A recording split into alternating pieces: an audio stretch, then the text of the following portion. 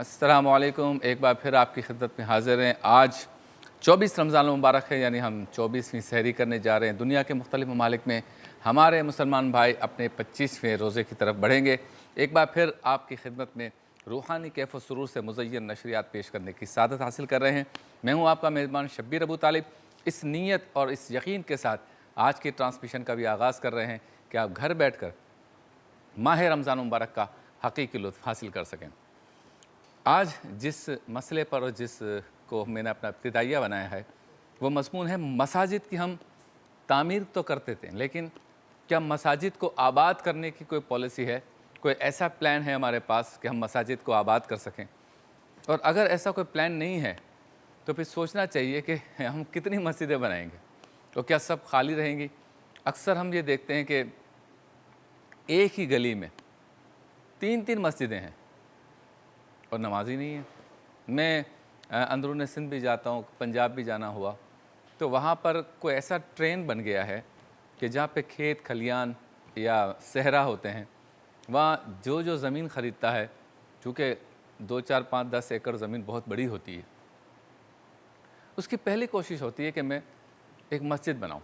बहुत अच्छी बात है, लेकिन जब एक ज़मीन उस पर भी मस्जिद, दूसरी ज़मीन उसके साथ है, वो भी उसमें भी मस्जिद है, फिर 2-3 ज़मीनें छोड़ के फिर एक ज़मीन है, उस पर भी मस्जिद है, सामने भी मस्जिद है, आप इतनी सारी मस्जिदें तो बना देंगे और सवाब का काम है। मैं इसकी सताइश भी करता हूँ और हौसला अफजाई भी करता हूँ, लेकिन क्या सिर्फ मसाजिद बनाना ही काफ़ी है? जो भाई मुखय्यर हज़रात में से ऐसा है कि जो मस्जिदें बनाना चाहता है, उसको चाहिए कि जब वो उस इलाके का सर्वे करता है कि मैं यहाँ मस्जिद बनाऊँगा, तो वहाँ पर एक टीम भी मुतय्यन करे जो अतराफ़ के लोगों से कहे कि ये मस्जिद आपके इलाके में बन रही है, इसको आबाद करना है। अब फ़जर में 2 आदमी, 4 आदमी, 3 आदमी, 7 आदमी और ज़ोहर में 10-12 आदमी, असर में 3-4-5 आदमी, अगर इस तरह से हम चलेंगे तो यकीनन सवाब तो अपनी जगह पर है, बनाने वाले का सवाब भी अपनी जगह पर है। लेकिन अगर उस एरिया में 500,000 लोग रहते हैं और उसमें से 100 लोग भी हम मस्जिद तक लाने में कामयाब नहीं हुए, तो यकीनन इस पे फिर सोचना चाहिए कि हम मसाजिद तो बना रहे हैं लेकिन उसे आबाद नहीं कर पा रहे। अच्छा, मुख्तलिफ़ तरीक़े हैं मसाजिद को आबाद करने के।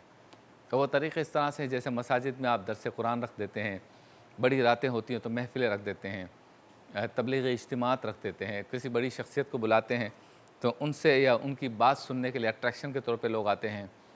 जुमे के दिन मेहनत करते हैं कि अच्छे खिताबात हों ख़तीब की जानिब से, पम्फलेट तक़सीम करते हैं, साथ साथ उस मस्जिद के बारे में कुछ साइन बोर्ड्स अतराफ़ में लगाते हैं और आहिस्ता आहिस्ता मस्जिद और मस्जिद को मरकज़ बनाने की तरफ तवज्जो देते हैं। सरकार दो आलम सल्लल्लाहु अलैहि वसल्लम के ज़माने में चूँकि वो मदीने की रियासत थी, अब तो आजकल तो ये नारा और दावा रह गया है ना, वो मदीने की रियासत थी, इसलिए वहाँ सारे फ़ैसले मस्जिद में हुआ करते थे।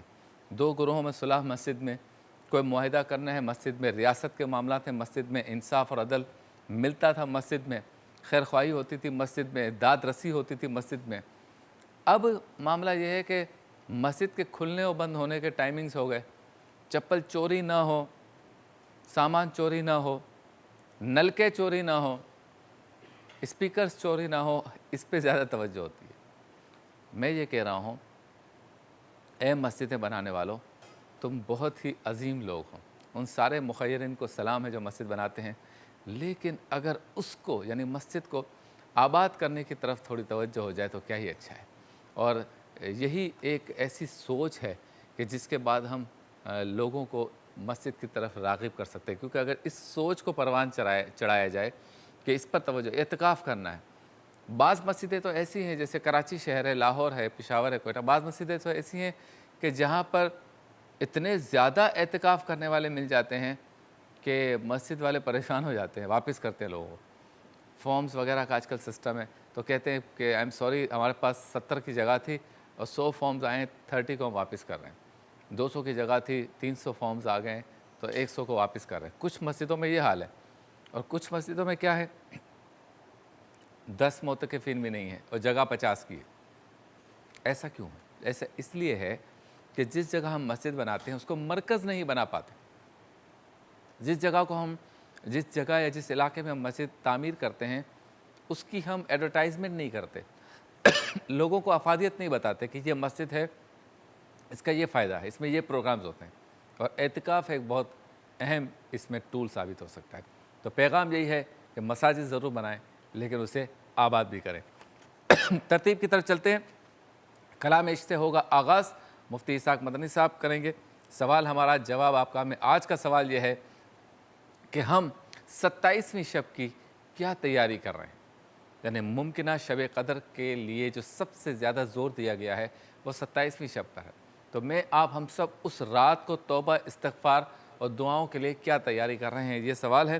عالم ٹائم میں جمعے کی فضیلت، چونکہ آج شب جمعہ ہے اور یہی کہا جا رہا ہے کہ آخری جمعہ ہوگا، تو شب جمعہ کی فضیلت یا جمعے کی فضیلت پہ گفتگو ہوگی۔ مزیدار سحری میں شیف اقبال بنائیں گے برین مسالہ، بہت ضروری ہے برین مسالہ۔ کام کی بات میں اہم بات ہے مسلمان کی پردہ پوشی۔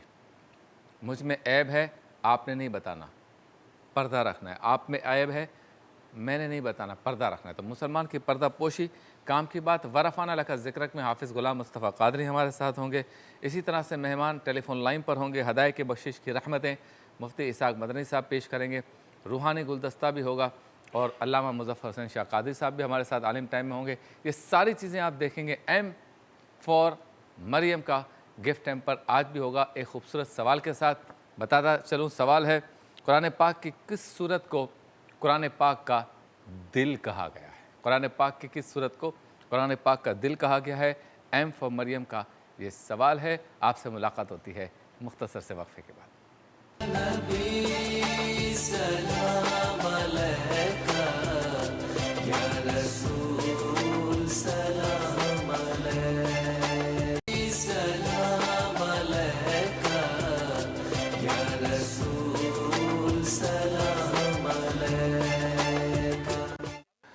خوش آمدید ایک بار پھر آپ کی خدمت میں حاضر ہیں اور چلتے ہیں اس سیگمنٹ کی جانب جس سے ہوتا ہے باقاعدہ ہماری نشریات کا آغاز، یعنی قرآن پاک کی ایک یا چند آیتوں کا ترجمہ، مختصر تفسیر بیان کرتے ہیں مفتی محمد اسحاق مدنی صاحب۔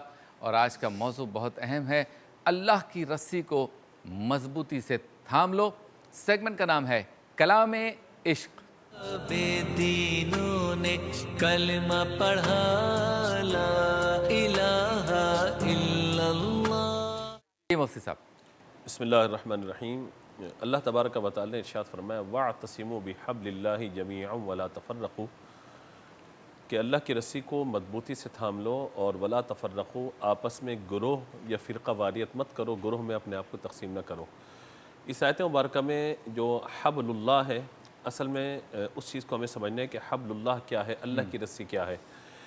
اللہ کی رسی سے مراد یہ ہے کہ جو اللہ تبارک و تعالی نے دین عطا فرمایا، اس دین کے حوالے سے جو تعلیمات حضور نبی مکرم صلی اللہ تعالیٰ علیہ وآلہ وسلم لے کر آئے، اسے قبول کر لینا اور اس کے مطابق زندگی گزارنا۔ اچھا، ان تعلیمات میں جو سب سے پہلی تعلیم ہے وہ قرآن پاک ہے، کتاب اللہ۔ اسی کو کتاب اللہ کو حبل اللہ کہا گیا کہ اصل میں وہ کلام اللہ ہے کہ جس کو تھام لینا، جس کو پکڑ لینا، اس کے تقاضے کے مطابق زندگی گزارنا، یہ سب سے اہم ترین ہے۔ کیونکہ آج اگر ہم دیکھتے ہیں کہ ہمارے یہاں یعنی جس طرح حضور نے ارشاد فرمایا تھا کہ دیگر امتوں کے اندر، دیگر قوموں کے اندر جو سابقہ ظاہر ہوئی ہیں، ان میں 72 فرقے بن گئے تھے، میری امت 73 میں تقسیم ہو جائے گی۔ ایک فرقہ جو ہے وہ ناجیہ ہوگا اور باقی جو ہے وہ 72 جہنم میں جانے والے ہوں گے۔ اب ہمارے یہاں ہم یہ دیکھتے ہیں کہ مختلف مکاتب فکر یہاں موجود ہیں، مختلف مسالک کے لوگ یہاں موجود ہیں، اور ان میں سے ہر شخص اپنے آپ کو کہتا ہے کہ میں ناجی فرقہ ہوں، میرے علاوہ سب کے سب باطل ہیں، اور ہر شخص خود کو اور اپنے متبعین کو یہ کہتا ہے کہ ہم ہی جنتی ہیں، ہمارے علاوہ سارے کے سارے جہنمی ہیں۔ یعنی نماز پڑھ رہے ہیں، سب کے سب جہنمی ہیں، روزے رکھ رہے ہیں، سب کے سب جہنمی ہیں، حج کر رہے ہیں، جہنمی ہیں، زکوٰۃ دے رہے ہیں، سب کے سب جہنمی ہیں، سب جہنم میں جائیں گے۔ ہاں، ہم جو کام کر رہے ہیں بالکل درست ہے اور سارا معاملہ درست ہے۔ تو تھوڑا سا ان چیزوں کو آج ہم کھول لیتے ہیں، سمجھ لیتے ہیں کہ وہ جو نجات یافتہ گروہ ہے اس کی نشانی اور علامات کیا کیا ہیں۔ اگر وہ نشانی اور علامات مجھ میں موجود ہیں تو میں اللہ کا شکر ادا کروں اور اپنے عمل کی پختگی کروں، اور اگر مجھ میں موجود نہیں ہے تو پھر میں غور کروں کہ آیا وہ کون سا ایسا جز ہے کہ جو میں مس کر رہا ہوں دین اسلام پر عمل کرنے کے حوالے سے۔ دیکھیے اللہ تعالیٰ نے ارشاد فرمایا یا ایھا الذین آمنوا ادخلوا فی السلم کافہ، پورے کے پورے اسلام میں داخل ہو جاؤ. یہ نہیں کہ آدھا تتر آدھا بٹیر، رحمان بھی راضی شیطان کو بھی راضی کرے، نہیں. مکمل اسلام میں داخل ہونے کا معنی یہ ہے کہ حبل اللہ کی جو تفسیر بیان فرمائی گئی وہ یہ ہے کہ دو چیزیں بیان فرمائی گئی. نمبر ایک اللہ کی کتاب، نمبر دو رسول اللہ صلی اللہ تعالیٰ علیہ وآلہ وسلم کی سیرت مبارکہ. یہ دو چیزیں حبل اللہ ہیں، کیونکہ اگر قرآن تک ہم پہنچیں گے تو حضور کے ذریعے پہنچیں گے، اور اللہ تبارک و تعالیٰ تک پہنچیں گے تو حضور صلی اللہ تعالیٰ علیہ وآلہ وسلم کے وسیلے سے ہی پہنچیں گے. ذات مصطفیٰ علی تحیت و ثنا کو اگر بیچ سے نکال دیا جائے تو پھر تو کوئی معاملہ باقی نہیں بچتا. تو پہلی بات تو یہ کہ ہمیں سمجھنا پڑے گا کہ قرآن تک پہنچنے کے لیے بھی ہمیں وسیلہ حضور صلی اللہ تعالیٰ علیہ وآلہ وسلم کی ذات کو بنانا پڑے گا، کیونکہ اللہ کی بارگاہ تک پہنچانے کا جو سب سے بڑا ذریعہ ہے وہ ذات پاک مصطفیٰ صلی اللہ تعالیٰ علیہ وآلہ وسلم ہے. اور آپ کی زندگی کیا ہے، آپ کیسے حبل اللہ ہیں، آپ کیسے اللہ کی رسی ہیں کہ آپ کو کیسے تھاما جائے. تو حضرت عائشہ صدیقہ رضی اللہ تعالیٰ عنہ سے حضور کے اخلاق کے بارے میں پوچھا گیا، فرمایا کہ کان خلقہ القرآن، کیا تم نے قرآن نہیں پڑھا؟ واہ واہ. کیا معنی ہے اس کا؟ کہ جو بھی قرآن پاک کی ایک عملی تفسیر ہمیں نظر آتی ہے وہ حضور کی سیرت مبارکہ میں نظر آتی ہے. اس لیے اقبال نے بھی ان لوگوں کے نام یہ شعر لکھا کہ یہ راز کسی کو نہیں معلوم کہ مومن قاری نظر آتا ہے حقیقت میں ہے قرآن. یعنی جو مومن کی نشانیاں ہیں، ہر لہجہ ہے مومن کی نئی آن نئی شان، گفتار میں کردار میں اللہ کی برہان کی جو پورے اشعار ہیں ان کے اگر آپ ان کا مطالعہ کریں تو مومن کی صفات جو ایک جگہ پہ جمع ہوتی ہیں، تو اگر ان کو دیکھا جائے تو ایک قرآن جو کتابی شکل میں ہمارے سامنے موجود ہے اور ایک اس کی مجسم کوئی تصویر نظر آ سکتی ہے تو وہ کامل مومن ہے. اور کامل ایمان والوں میں جو سب سے بڑی ہستی ہے وہ ہمارے آقا علیہ الصلوۃ والسلام کی ذات مبارکہ ہے، کیونکہ حضور کے صدقے ہمیں ایمان ملا. تو اللہ کی مخلوق میں جو سب سے کامل ترین ہستی ہے وہ ذات پاک مصطفیٰ صلی اللہ تعالیٰ علیہ وآلہ وسلم ہے. اب دیکھیے کہ ایک طرف قرآن پاک ہے کہ جس پر کسی کو کوئی اختلاف نہیں ہے. حدیث کی کتاب پہ اختلاف ہے، ہمارے یہاں یہ معتبر ہے، آپ کے یہاں یہ معتبر ہے، اس پر بحث ہے. فقہ پر بحث ہے کہ ہمارے یہاں فقہ یہ ہے، آپ کے یہاں فقہ یہ ہے. اجماع کا کل نے انکار کر دیا کچھ لوگوں نے، کچھ نے اس کو قبول کر لیا. جو اب وہ قیاس پہ جو ہے بحث ہو رہی ہے، لیکن قرآن پاک ایک ایسی چیز ہے جس پر ہم سب متفق ہو سکتے ہیں اور اس جگہ جمع ہو سکتے ہیں. اور قرآن ہی وہ واحد کتاب ہے کہ جس پر ہمیں جمع ہونا چاہیے. لیکن قرآن سمجھیں گے کیسے؟ ذات پاک مصطفیٰ صلی اللہ تعالیٰ علیہ وآلہ وسلم سے. جب تک حضور قرآن کو نہیں سمجھائیں گے ہم نہیں سمجھ سکتے. اور حضور نے کس کو سمجھایا؟ صحابہ کرام علیہم رضوان کو. تو ضروری ہے کہ ہم قرآن ان سے سمجھیں جنہیں حضور نے قرآن سمجھایا، کیونکہ حبل اللہ اگر ہمیں سمجھ میں آئے گا تو انہی لوگوں سے سمجھ میں آئے گا جنہیں حضور صلی اللہ تعالیٰ علیہ وآلہ وسلم نے قرآن سکھایا. تو ارشاد فرمایا حضور صلی اللہ تعالیٰ علیہ وآلہ وسلم نے علیکم بسنتی وسنتی خلفاء الراشدین المہدیین، کہ میرے طریقے کو لازم کر لو اور میرے بعد جو میرے صحابہ ہیں، خاص طور پہ خلافت راشدہ کو حضور نے ذکر فرمایا، اس طریقے پر جو موجود ہیں ان کے طریقے کو اختیار کر لو. اس کا مطلب یہ ہے کہ اگر میں چاہتا ہوں کہ میں جنتی ہو جاؤں اور جو میرے ہم عقیدہ لوگ ہیں وہ جنتی ہوں، تو سب سے پہلی چیز جو ہمیں سمجھنی ہے وہ یہ ہے کہ جو میں نے ترتیب آپ کو عرض کی کہ قرآن سمجھنا ہے. اور قرآن ملے گا کس کے ذریعے؟ حضور کے وسیلے سے. اب حضور پر ایمان لے کر آئے، حضور کو آخری نبی مانا، حضور صلی اللہ تعالیٰ علیہ وآلہ وسلم جو کچھ لے کر آئے اس دین کو قبول کیا. قبول کرنے کے بعد اب اس پہ چلنا ہے. چلنا کس طرح ہے؟ جس طرح صحابہ چلے حضور کے دین پر.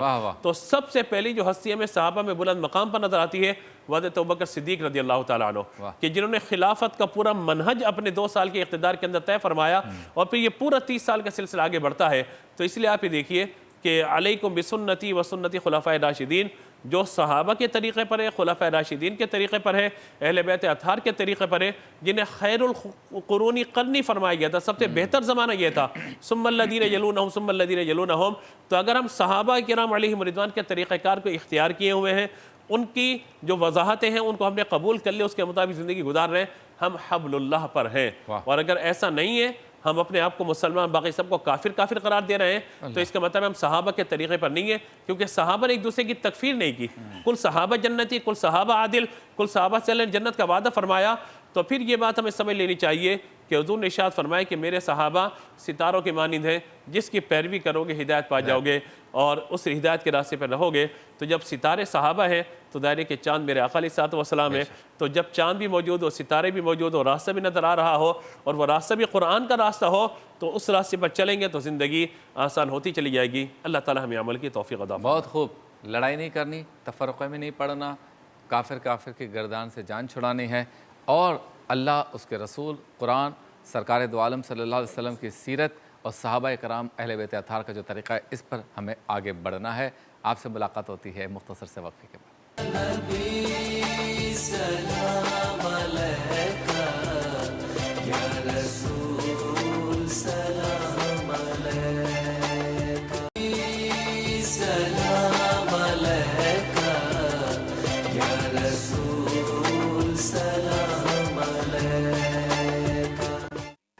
خوش آمدید، ایک بار پھر آپ کی خدمت میں حاضر ہیں اور آپ دیکھ رہے ہیں ٹی وی ون سے براہ راست نور رحمان عشق رمضان، نور رحمان عشق رمضان ٹرانسمیشن۔ سحری کے بابرکت لمحات میں اب چلتے ہیں اس سیگمنٹ کی جانب جس میں ایک جملہ، ایک سوال، ایک عبارت، ایک فکر آپ کے سامنے رکھتے ہیں اور چاہتے ہیں کہ میں اور آپ اس پر تبادلہ خیال کریں۔ سیگمنٹ کا نام ہے سوال ہمارا، جواب آپ کا۔ मेरा सवाल न टाले, बहुत उदास हूँ मैं। سوال ہے 27ویں شب آ رہی ہے اس سے متعلق، اور سوال یہ ہے کہ ہم 27ویں شب کی کیا تیاری کر رہے ہیں۔ بہت اہم سوال ہے۔ دیکھیں، پورا سال اگر میں نے اور آپ نے کوئی ایسا کام نہیں کیا رب سے ہم کلام ہونے اور اس کے قریب جانے کے لیے جو اپنے رب کو ہم راضی کر سکیں، تو ایک مہینہ آتا ہے، وہ موقع ہوتا ہے کہ اگر پورے سال یا 11 مہینے تک کچھ نہیں کر سکے تو رمضان کا مہینہ آیا ہے، اس میں اپنے رب کو ہم راضی کریں۔ اور اگر رمضان آنے کے بعد بھی ہم اس کا حق ادا نہیں کر سکے مکمل، پہلا عشرہ بھی گزر گیا، دوسرا بھی گزر گیا، تو پریشان ہونے کی ضرورت نہیں ہے، تیسرا عشرہ باقی ہے جس میں ہم اپنے رب کو منا سکتے ہیں۔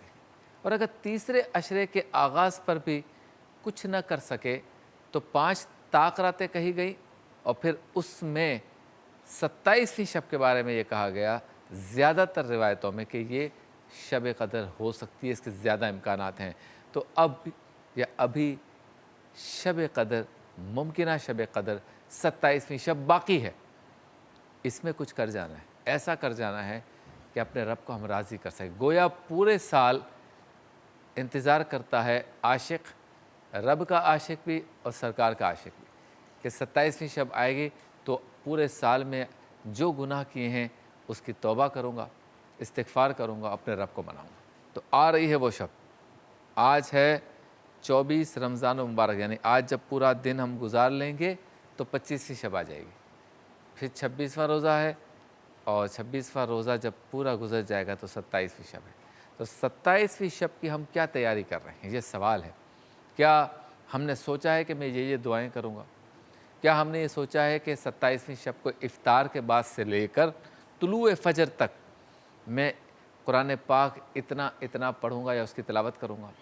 کیا ہم نے کوئی تیاری کی، کوئی پلان کیا کہ شب قدر میں اپنے رب کو منانے کے لیے اتنے بار استغفار کروں گا؟ کیا کوئی تیاری کی، کوئی حکمت عملی مرتب کی کہ 27ویں شب آنے والی ہے، میں اس میں صلاۃ و تسبیح، ذکر و اذکار، وظائف یا قضائے عمری، اگر قضا نمازیں رہ گئی ہیں تو قضائے عمری ادا کروں گا، اتنی کوئی پلان کیا ہے؟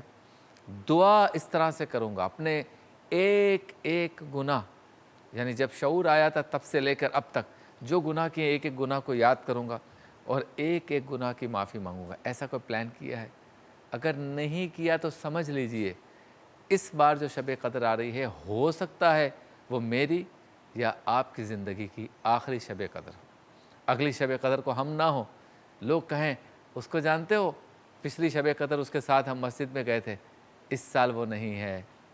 پچھلی شب قدر کو اس کے ساتھ ہم دعا کے اجتماع میں گئے تھے، اس سال وہ نہیں ہے۔ پچھلی شب قدر کو وہ مجھے فلاں جگہ ملا تھا، اس سال نہیں ہے۔ ایسا ہو سکتا ہے، ایسا ہو سکتا ہے۔ کیا اس رمضان مبارک میں اموات نہیں ہوئی، لوگ اللہ کو پیارے نہیں ہوئے؟ تو یہ پچھلے سال ہمارے ساتھ تھے۔ کچھ تو ایسے ہیں جنہیں اس سال رمضان ملا ہی نہیں، چاند رات سے پہلے ہی گزر گئے۔ کچھ ایسے ہیں جو دوران رمضان گزر گئے۔ کچھ ایسے ہیں جو 27ویں شب سے ایک دن پہلے ہو سکتا ہے گزر جائیں، 1 گھنٹہ پہلے ہو سکتا ہے گزر جائیں، 1 سیکنڈ پہلے گزر جائیں، کچھ بھروسہ نہیں زندگی کا۔ تو یہ سمجھ کے کہ یہ شب قدر جو 27ویں شب یہ والی آ رہی ہے، یہ ہماری زندگی کی ہمیں آخری شب قدر میسر آئے، تو اس لیے کہا، یہ سوال آپ کے سامنے رکھا ہے کہ ہم 27ویں شب کی کیا تیاری کر رہے ہیں۔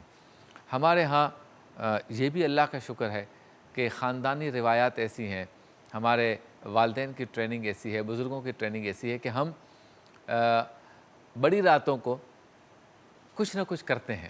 الحمدللہ کچھ نہ کچھ کرتے ہیں۔ گھروں میں ایک روحانی ماحول ہوتا ہے، صلاۃ و تسبیح، نوافل، قضائے عمری، وظائف، आयत करीमा का ख़त्म, दरूद पाक का ख़त्म, तौबा व इस्तिग़फ़ार, मसाजिद में इज्तिमात, गलियों में इज्तिमात, मोहल्लों में इज्तिमा, ये सब कुछ होते हैं हमारे यहाँ। इसलिए अल्लाह का शुक्र अदा करते हैं कि हमारा मुल्क बहुत से ममालिक से बेहतर है। और इसके बावजूद ये भी तस्लीम करना चाहिए कि कुछ लोग ऐसे हैं जिनको रमज़ान की वो क़द्र कीमत नहीं मालूम जो करनी चाहिए उन्हें, आखिरी अशरे की क़द्र कीमत उन्हें नहीं मालूम जो कदर उनको करनी चाहिए, ताक रातों की क़द्र कीमत उन्हें नहीं मालूम जो कदर उन्हें करनी चाहिए।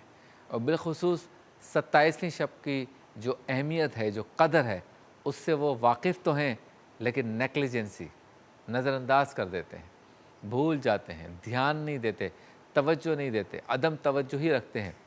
ऐसे लोग भी मौजूद हैं। तो सवाल तफक्कुर के लिए है कि हम 27वीं शब की क्या तैयारी कर रहे हैं। एक्चुअल मैटर ये है कि माँ बाप की तरबियत के बाद आपने और मैंने किसी की सोहबत इख्तियार करनी है, ये बहुत ज़रूरी बात है। देखिए, PhD जो बंदा करता है, जो बंदा O लेवल A लेवल के एग्ज़ाम पास करता है, जो बंदा MBBS करता है, कोई बंदा इंजीनियर बनता है, कोई पायलट बनता है, अपनी अपनी फ़ील्ड में लोग कोई ना कोई एजुकेशन हासिल करते हैं। लेकिन कोई ये नहीं कह सकता कि पहली जमात से लेकर PhD तक, मास्टर्स तक, MBBS तक, सर्जन बनने तक मैंने सारा काम घर बैठ के किया। मैंने घर में ट्यूशन पढ़ा, घर में किताबें पढ़ी, घर में क्लासें लीं और घर में इम्तिहान दे के मैं इस जगह पहुंच गया। बहुत कम। वजह क्या है? स्कूल जाना होता है, टीचर से ताल्लुक़ बनाना होता है, इसलिए कि ये आपको एक सोहबत, एक माहौल प्रोवाइड करती है। तो बिल्कुल इसी तरह अगर नेकी और नेकी से मुताल्लिक़ चीज़ें, ज़िंदगी गुजारने के सलीके, बड़ी रातों का अदब, ये सब कुछ अगर करना है तो किताबों से भी पढ़ना है, उलमा के ख़िताब भी सुनने हैं, लेकिन असल चीज़ आती है सोहबत से। जाना है आपने उनके पास जिनके ज़रिए रब मिलता है। तो सोहबत अच्छी इख्तियार कीजिए, माँ बाप की ट्रेनिंग अच्छी हो, घर का माहौल अच्छा हो, तो 27वीं शब भी ज़बरदस्त, शब बारात भी ज़बरदस्त, शब मेराज भी ज़बरदस्त, ताक रातें भी ज़बरदस्त, पूरा माह रमज़ान अच्छा, मुहर्रमुल हराम की तकरीम भी होगी, ज़ुल्हज्जा की भी तकरीब होगी, सारे अयाम अच्छे होंगे। सोहबत बहुत ज़रूरी है। आपसे मुलाकात होती है मुख्तसर से वक्फे के बाद। सलाम अलैका या रसूल, सलाम अलैका, सलाम अलैका या रसूल, सलाम अलैका। खुश आमदीद, एक बार फिर आपकी खिदमत में हाज़िर हैं। आप देख रहे हैं नूर रहमान इश्क़ रमज़ान की रूह परवर नशरियात सहरी के बाबरकत लम्हात में, और ये नशरियात आप बराह रास्त देख रहे हैं TV1 से, और गाहे बगाहे हम वसेब TV और न्यूज़ 1 पर भी आपके साथ मौजूद होते हैं। रोज़ाना की तरह आज भी एक सवाल है, और सवाल ये है, कुरान पाक की किस सूरत को कुरान पाक का दिल कहा गया है? इस सवाल का सही जवाब देने वाले को मिलेगा M फॉर मरियम का गिफ्ट हैम्पर। और दूसरा ऐलान ये है कि इंशाअल्लाह ताला इस साल भी 27वीं शब जो हमारी शब क़दर होती है, उसमें खुसूसी नशरियात होगी, दुआएं होंगी, मनाजात होंगे, मनाक़िब होंगे, गुफ्तगू होगी, सवाल जवाब होंगे, और कोशिश करेंगे कि हर साल की तरह इस साल भी इस ट्रांसमिशन को रूहानी कैफ़ व सुरूर से मुज़य्यन कर सकें, मैं और आप इस रात में वो इबादत कर सकें जो हमें बताई गई है। अच्छा जी, इसके अलावा आखिरी अशरा है, और जब मुमकिना शब क़द्र को तलाश करने की बात आती है तो ये सिलसिला 29वीं शब तक जारी रहता है। तो आखिरी जो ताक़रात होगी 29वीं शब, उसमें भी हमारी खुसूसी नशरियात होगी। चूँकि रमज़ान मुबारक बिल्कुल इख्तिताम पर है, और 29वीं शब को तो बिल्कुल ही इख्तिताम पर होगा, तो मुहासबा करने की कोशिश करेंगे, अपना एहतसाब करने की कोशिश करेंगे, और एक दूसरे को समझाने की कोशिश करेंगे कि चंद लम्हे, चंद घंटे बाकी हैं, इसमें भी हम रब को राज़ी करने की कोशिश करें और रमज़ान मुबारक का हक़ अदा करने की सही कर सकें। चलते हैं उस सेगमेंट की जानिब जिसमें उलमाए कराम हमारे साथ होते हैं, गुफ्तगू होती है, सवाल जवाब होता है, मालूमात हासिल होती है, तबादला ख़्याल होता है, ख़ास मौजू होता है। और जैसे मैंने आपकी खिदमत में अर्ज़ किया था कि आज शब जुमा भी है और जुम्मतुल विदा भी है कल, और रमज़ान मुबारक के आखिरी हफ़्ते की तरफ हम, अशरा ख़त्म हो गया, अब आखिरी हफ़्ते की जानिब है। तो इसीलिए आज का हमारा मौजू है जुम्मतुल मुबारक की फ़जीलत, इसके माना मफ़हूम पर गौर करेंगे। जुम्मतुल मुबारक में हमें क्या करना चाहिए, इस पर गुफ्तगू करेंगे। और जब माह रमज़ान मुबारक में جمعۃ المبارک آئے تو اس کی ایک تاریخی اہمیت بھی بنتی ہے۔ ان سارے سوالات کے جوابات لیں گے اور موضوع کا یا مضمون کا احاطہ کرنے کی کوشش کریں گے اس سیگمنٹ میں جس کا نام ہے عالم ٹائم۔ لے کر آیا ہمارا نبی۔ موجود ہے ہمارے ساتھ آپ کے ہمارے ہم سب کے بہت ہی پیارے حضرت علامہ مفتی محمد اسحاق مدنی صاحب، السلام علیکم۔ وعلیکم السلام۔ اور بائیں ہاتھ پہ موجود ہیں ممتاز شاعر بھی ہیں اور عالم دین بھی ہیں علامہ نثار اجاگر صاحب، آپ کو بھی السلام علیکم۔ وعلیکم السلام۔ علامہ مظفر شاہ صاحب کچھ دیر میں تشریف لائیں گے، ہم گفتگو کا آغاز کرتے ہیں مفتی اسحاق صاحب آپ سے ہی کہ جمعے کا جو لفظ ہے اس کا معنی کیا ہے، مفہوم کیا ہے، ذرا بتائیے اس میں۔ بسم اللہ الرحمن الرحیم، اللہم رب اشرح لی صدری ویسر لی امری واحلل عقدۃ من لسانی یفقہوا قولی واجعل لی وزیرا من اہلی۔ بہت شکریہ۔ جمعے کا دن جو ہے وہ ایک اجتماع سے ماخوذ ہے جس کا معنی ہوتا ہے جمع ہونا یا جمع کیا جانا۔ مشہور روایت کے مطابق قیامت کا دن جو ہے وہ جمعے کے دن ہوگا اور 10 محرم کا دن ہوگا، اور جب لوگوں کو خلق خدا کو جمع کیا جائے گا تو جس جگہ جمع کیا جائے گا اس کو محشر کہا جاتا ہے اور دن کو یوم حشر کہا جاتا ہے۔ جمعے کا دن بھی اسی مناسبت سے ہے کہ یہاں پر عام نمازوں میں تو کچھ لوگ جمع ہوتے ہیں، لیکن جمعے کے دن کثیر تعداد میں لوگ آتے ہیں مسجد کی طرف نماز ادا کرنے کے لیے، اس وجہ سے اس کو جمعہ کہا جاتا ہے۔ تاریخی حیثیت کے حوالے سے اس بات کو ہمیں جان لینا چاہیے کہ جمعے کا دن ہر دور میں ہر امت کے اندر اہمیت کا حامل رہا۔ اس دور کے اندر تو جمعے کو تمام دنوں کا سردار کہا گیا، سید الایام یوم الجمعہ کے الفاظ آئے ہیں کہ یہ دن تمام دنوں کا سردار ہے۔ لیکن اگر ہم دیکھتے ہیں تو جمعے کے دن کی اہمیت اور فضیلت اس اعتبار سے ہے، یعنی جمعے کو جو مقام اور مرتبہ ملا وہ یہ ہے کہ اللہ تبارک و تعالیٰ نے اسی دن حضرت آدم علیہ السلام کو تخلیق فرمایا تھا اور اسی دن آپ زمین پہ اتارے گئے تھے، اور مشہور روایات کے مطابق اسی دن اللہ تبارک و تعالیٰ نے آپ کو وفات بھی عطا فرمائی ہے۔ اسی وجہ سے جمعے کے دن کی اہمیت ہے، یعنی ایک نبی کی ولادت کے دن کی وجہ سے جمعے کے دن کو سید الایام یا تمام دنوں کا سردار قرار دے دیا گیا۔ تاریخی اہمیت یہ ہے کہ جمعے کے دن کے حوالے سے جب اس کی تاریخی حیثیت پہ ہم گفتگو کرتے ہیں تو حضور صلی اللہ تعالیٰ علیہ وآلہ وسلم کے آباء و اجداد میں ایک ہستی ہیں کہ جنہوں نے سب سے پہلے لوگوں کو جمع فرمایا، اور اس دن کو اس دور کے اندر یوم العروبہ کہا جاتا تھا۔ یوم العروبہ تو اس اعتبار سے جمعے کے دن کی بڑی تاریخی حیثیت ہے کہ سابقہ ادوار کے اندر بھی دور جاہلیت میں بھی اس دن کو بڑی اہمیت کی نظر سے دیکھا جاتا تھا اور اس دن کا بڑا مقام اور بڑی اہمیت تھی۔ اسی طرح اس بات کو بھی ہم سمجھ لیں کہ جب حضور صلی اللہ تعالیٰ علیہ وآلہ وسلم نے اعلان نبوت فرمایا اور آپ کے 13 سالہ مکی زندگی اعلان نبوت کے بعد ہے، پھر جب ہجرت کا حکم میرے آقا علیہ الصلوۃ والسلام ہجرت کر کے مدینہ منورہ تشریف لائے تو جہاں مسجد قباء موجود ہے حضور نے کچھ دن یہاں قیام فرمایا اور اسلام کی پہلی مسجد کی یہاں بنیاد رکھی۔ اس کے بعد حضور صلی اللہ تعالیٰ علیہ وآلہ وسلم جب یہاں سے آگے روانہ ہوئے تو مدینہ منورہ پہنچنے سے قبل درمیان میں چونکہ نماز فرض ہو چکی ہے معراج کی شب اور جمعے کی فرضیت ابھی نہیں ہوئی ہے، اور جمعہ فرض ہوا ہے جب حضور قباء سے نکلے ہیں اور مدینہ منورہ جا رہے ہیں، تو درمیان میں جب جمعے کا وقت آیا اللہ تبارک و تعالیٰ نے جمعے کی فرضیت کو نازل فرمایا۔ حضور صلی اللہ تعالیٰ علیہ وآلہ وسلم نے وہیں درمیان میں ٹھہر کر باقاعدہ جماعت کا اہتمام فرمایا، جمعے کی نماز ادا فرمائی۔ تو اس مناسبت سے اگر دیکھیے تو کم و بیش 10 سال میرے آقا علیہ الصلوۃ والسلام اپنی ظاہری حیات کے ساتھ مدینہ منورہ میں تشریف فرما رہے، متصف رہے، اور ان 10 سالوں میں حضور نے کم و بیش 500 جمعے کی نمازیں ادا فرمائی ہیں۔ تو یہ بھی ہمیں سمجھ میں آتا ہے اور جان لینا چاہیے کہ 500 جمعے ہمارے آقا صلی اللہ تعالیٰ علیہ وآلہ وسلم نے ادا فرمائے، اور اس کی اہمیت کا اندازہ اس بات سے لگا لیجئے کہ حضور صلی اللہ تعالیٰ علیہ وآلہ وسلم کی ظاہری حیات میں بھی اور حضور صلی اللہ تعالیٰ علیہ وآلہ وسلم کے دنیا سے پردہ فرمانے کے بعد بھی لوگ علی الصبح صبح کے اوقات میں اپنے گھروں سے چلتے تھے اور مسجد نبوی کی طرف آتے تھے، منہ اندھیرے چراغ لے کے چلا کرتے تھے تاکہ مسجد پہنچ جائے، اور جمعے کے دن کو پورے دن وہ عبادت کے طور پہ وقف کرتے تھے، پورے دن عبادت کے لیے وہاں پہ گزارتے تھے۔ جمعے کے دن کی اہمیت یہ ہے کہ اس دن کو اللہ تبارک و تعالیٰ نے مسلمانوں کے لیے تمام دنوں کا سردار بنایا، اور خاص طور پر اس پہ عبادت کے جو اجر کو بڑھانے کا سلسلہ ہے کہ جمعے کے دن کی ایک نیکی اللہ تعالیٰ 70 گنا اس میں اضافہ فرما دیتا ہے۔ سبحان اللہ۔ تو یوں اس اعتبار سے جمعے کی نماز ہو، جمعے کا خطبہ ہو، دیگر احکام پہ انشاءاللہ کی گفتگو ہوگی، تو ایک ایک لمحہ جمعے کے دن کا قیمتی ہے۔ نہ صرف یہ کہ جمعے کا دن روشن ہے بلکہ جو جمعے کی رات ہے جسے شب جمعہ کہا جاتا ہے وہ بھی روشن رات ہے۔ تو روشن رات اور روشن دن کی اہمیت و برکت کا ہمیں احساس ہونا چاہیے اور اس دن کی ہمیں قدر کرنی چاہیے۔ بہت خوب۔ تشریف لا چکے ہیں میرے آپ کے ہم سب کے محترم حضرت علامہ پیر سید مظفر شاہ قادری صاحب، السلام علیکم شاہ وعلیکم صاحب، السلام۔ بہت شکریہ تشریف لائے۔ شاہ صاحب کچھ ابتدائی مفتی صاحب نے بیان کیا، اب جمعہ کا جو دن ہے اس کے بارے میں ہم جب قرآن پاک کو دیکھتے ہیں، احادیث کا مطالعہ کرتے ہیں، سیرت رسول میں دیکھتے ہیں تو ہمیں کچھ چیزیں بڑی واضح ملتی ہیں، یعنی کاروبار بند کر دیں بھائی جمعے کا ٹائم ہو گیا، اذان ہو گئی، پھر خطبہ سننا ہے، پھر امام جب خطبہ دے رہا ہے تو پھر اس خطبے کو سن کر اس پر عمل کی بات کی گئی ہے، اور ہفتے میں ایک دن ایسا ملتا ہے کہ جس میں آپ مسجد میں جا کے خطیب سے کچھ سنتے ہیں تاکہ اپنی زندگی میں اس کو اس پر جو ہے نا عمل کر سکیں۔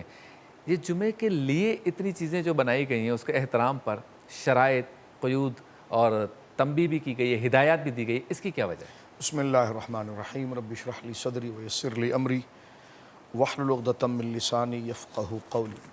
دیکھیں فطرت کا بھی تقاضا یہ ہے کہ کوئی باہم ایک دوسرے سے محبت اور ایک پیغام کو لینے کے لیے کوئی اجتماع منعقد ہو، اور ایک اجتماع ایسا ہو کہ جس کے پاس بیٹھ کر اس اجتماع میں ہم شریک ہو کر اپنے قائد سے، اپنے مقتدا سے، اپنے مرشد سے، اپنے رہنما سے وہ ہدایت لیں۔ پھر وہ اجتماع اس قدر مرکزی ہو کہ اس میں ایک خاص شرائط اور ضابطے کے ساتھ اس کو اہتمام کیا جائے، وہ خاص شرائط اور ضابطہ اس اجتماع کی اہمیت کو اور اس سے ملنے والے پیغام کی اہمیت کو اجاگر کرے۔ تو لہٰذا جمعہ کے دن کے اجتماع کی شریعت مطہرہ نے اس لیے اہمیت عطا فرمائی۔ بالخصوص دیکھیں جس طرح کے شرط آیا کہ جمعہ جو ہے وہ مصر میں فرض کیا گیا ہے، مصر سے مراد شہر۔ ٹھیک ہے، اب جس پر مصر کی تعریف آتی ہے یعنی شہر کی تعریف آتی ہے، گاؤں دیہات کے اندر جمعے کو فرض نہیں کیا گیا، لیکن وہاں پر ظہر کی نماز۔ لیکن جمعے کی افادیت کا آپ اندازہ اس انداز سے بھی لگائیے شبیر بھائی کہ اگر جمعے کا دن ہو، مانا کہ آپ دیہات کے اندر ہیں لیکن جمعہ شہر کے اندر ادا ہو رہا ہے، لیکن دیہات میں بھی آپ کو ظہر کی نماز کی جماعت کی اجازت نہیں ہے۔ اچھا، یعنی آپ ظہر کی جماعت سے نماز نہیں پڑھیں گے، بلکہ ظہر اس دن آپ تنہا پڑھیں گے، یا پھر شہر جا کے جمعہ پڑھیں گے، یا پھر شہر جا کے جمعہ پڑھیں گے۔ اگر شہر میں آپ آ گئے اور اگر آپ مسافر بنتے ہیں تب بھی اگر آپ جمعہ پڑھ سکتے ہیں تو، یا مسافر ہے تو مسافر پر تو جمعہ نہیں ہے لیکن آپ جمعہ پڑھنا چاہتے تو آپ جمعہ پڑھ سکتے ہیں۔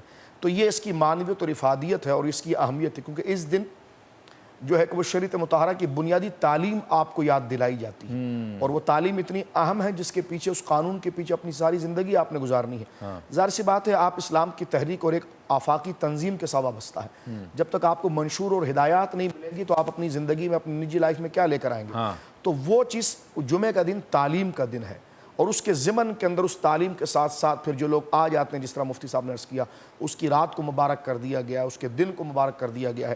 امام ممبر پر بیٹھنے سے لے کر نماز کو ختم کرنے تک وہ انتہائی اہم وقت ہے جناب، جو ہے کہ وہ دعاؤں کی مقبولیت کا۔ پھر جمعے کے دن جو ہے کہ عصر سے لے کر مغرب کے درمیان کا وقت، سیدۃ النساء العالمین سیدہ بطول زہرا رضی اللہ تعالیٰ عنہا سے یہ عمل مبارک ہے، اور حدیث پاک کے اندر بھی یہ دعاؤں کی قبولیت کا وقت ہے۔ اور فرمایا کہ جمعے کے دن ایک ساتھ وہ ہے کہ جس میں دعا رد نہیں ہوتی ہے۔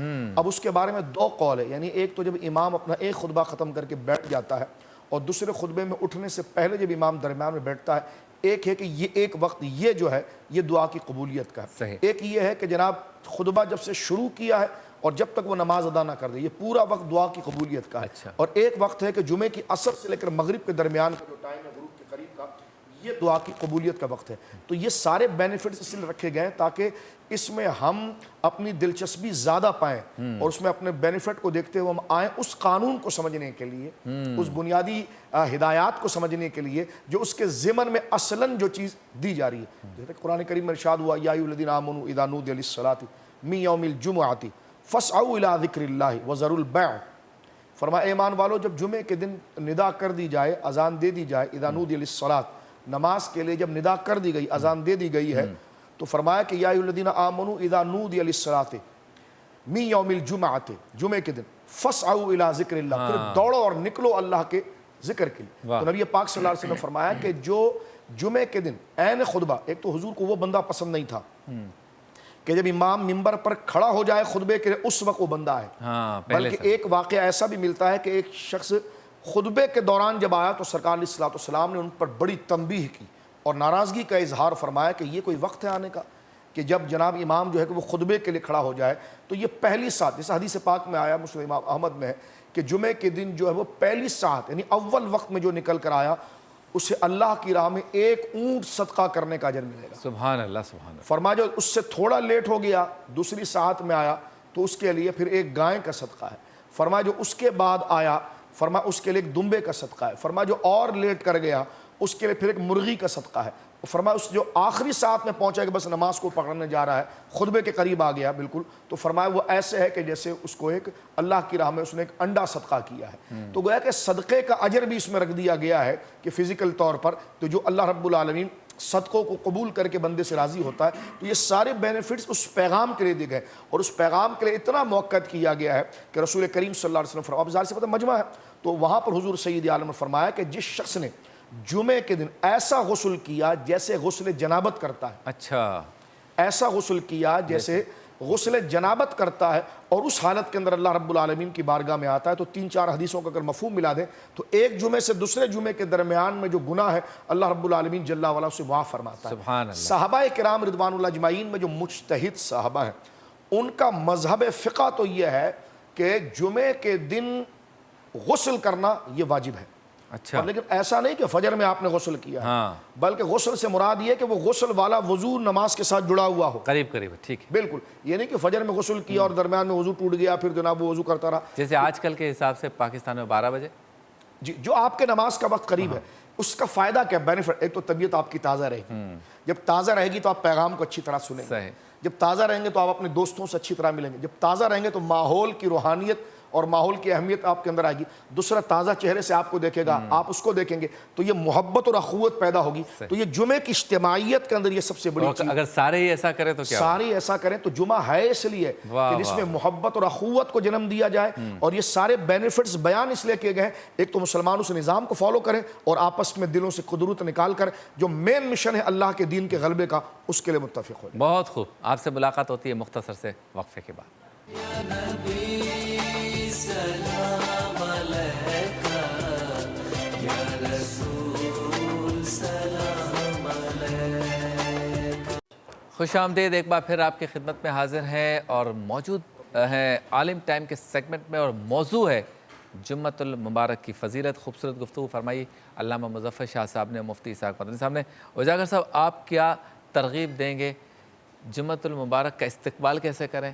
جیسے رات آ گئی شب جمعہ کی، کل جمعہ ہے، کیا فیلنگز ہونی چاہیے، کیا تیاریاں ہونی چاہیے؟ جیسے کہ شاہ صاحب نے فرمایا کہ اہتمام ہو، اس دن کو ایک طرح سے سیلیبریٹ کرے، خوشی ہو، غسل ہو رہا ہے، اچھے نئے کپڑے پہنے جا رہے ہیں، مسواک کر کے جا رہے ہیں، بچوں کو بھی ساتھ لے کے جا رہے ہیں، خطیب کی بات بھی سننی ہے، اس پر عمل بھی کرنا ہے، ایک جذبہ بھی ہو، کیا کہیں گے سر؟ بسم اللہ الرحمن الرحیم۔ دیکھیں، جمعۃ المبارک، جمعۃ الکریم، یہ اتنا روشن لفظ ہے کہ حدیث میں آتا ہے کہ اس کو سید الایام قرار دیا گیا۔ آپ دیکھیں، جمعہ قرآن پاک میں سورت کا نام بھی، پوری سورت کا نام ہی جمعہ ہے، اور می یوم الجمعہ یعنی یوم جمعہ پورا لفظ یہ قرآن میں آتا ہے۔ اب جب ہم کہتے ہیں کہ تمام مہینوں کے اندر رمضان کا نام آیا، شہر رمضان الذی انزل فیہ القرآن، تو سارے مہینوں میں رمضان بابرکت ہو گیا۔ جب تمام دنوں کے اندر جمعۃ المبارک کا نام آ گیا اور قرآن کی پوری صورت آ جاتی ہے، اب مدینے کے اندر جس جگہ پر، جس مقام پر میرے آقا موجود ہیں، وہاں جمعے کی فرضیت آئی تو مسجد کا نام ہی مسجد جمعہ پڑ گئے۔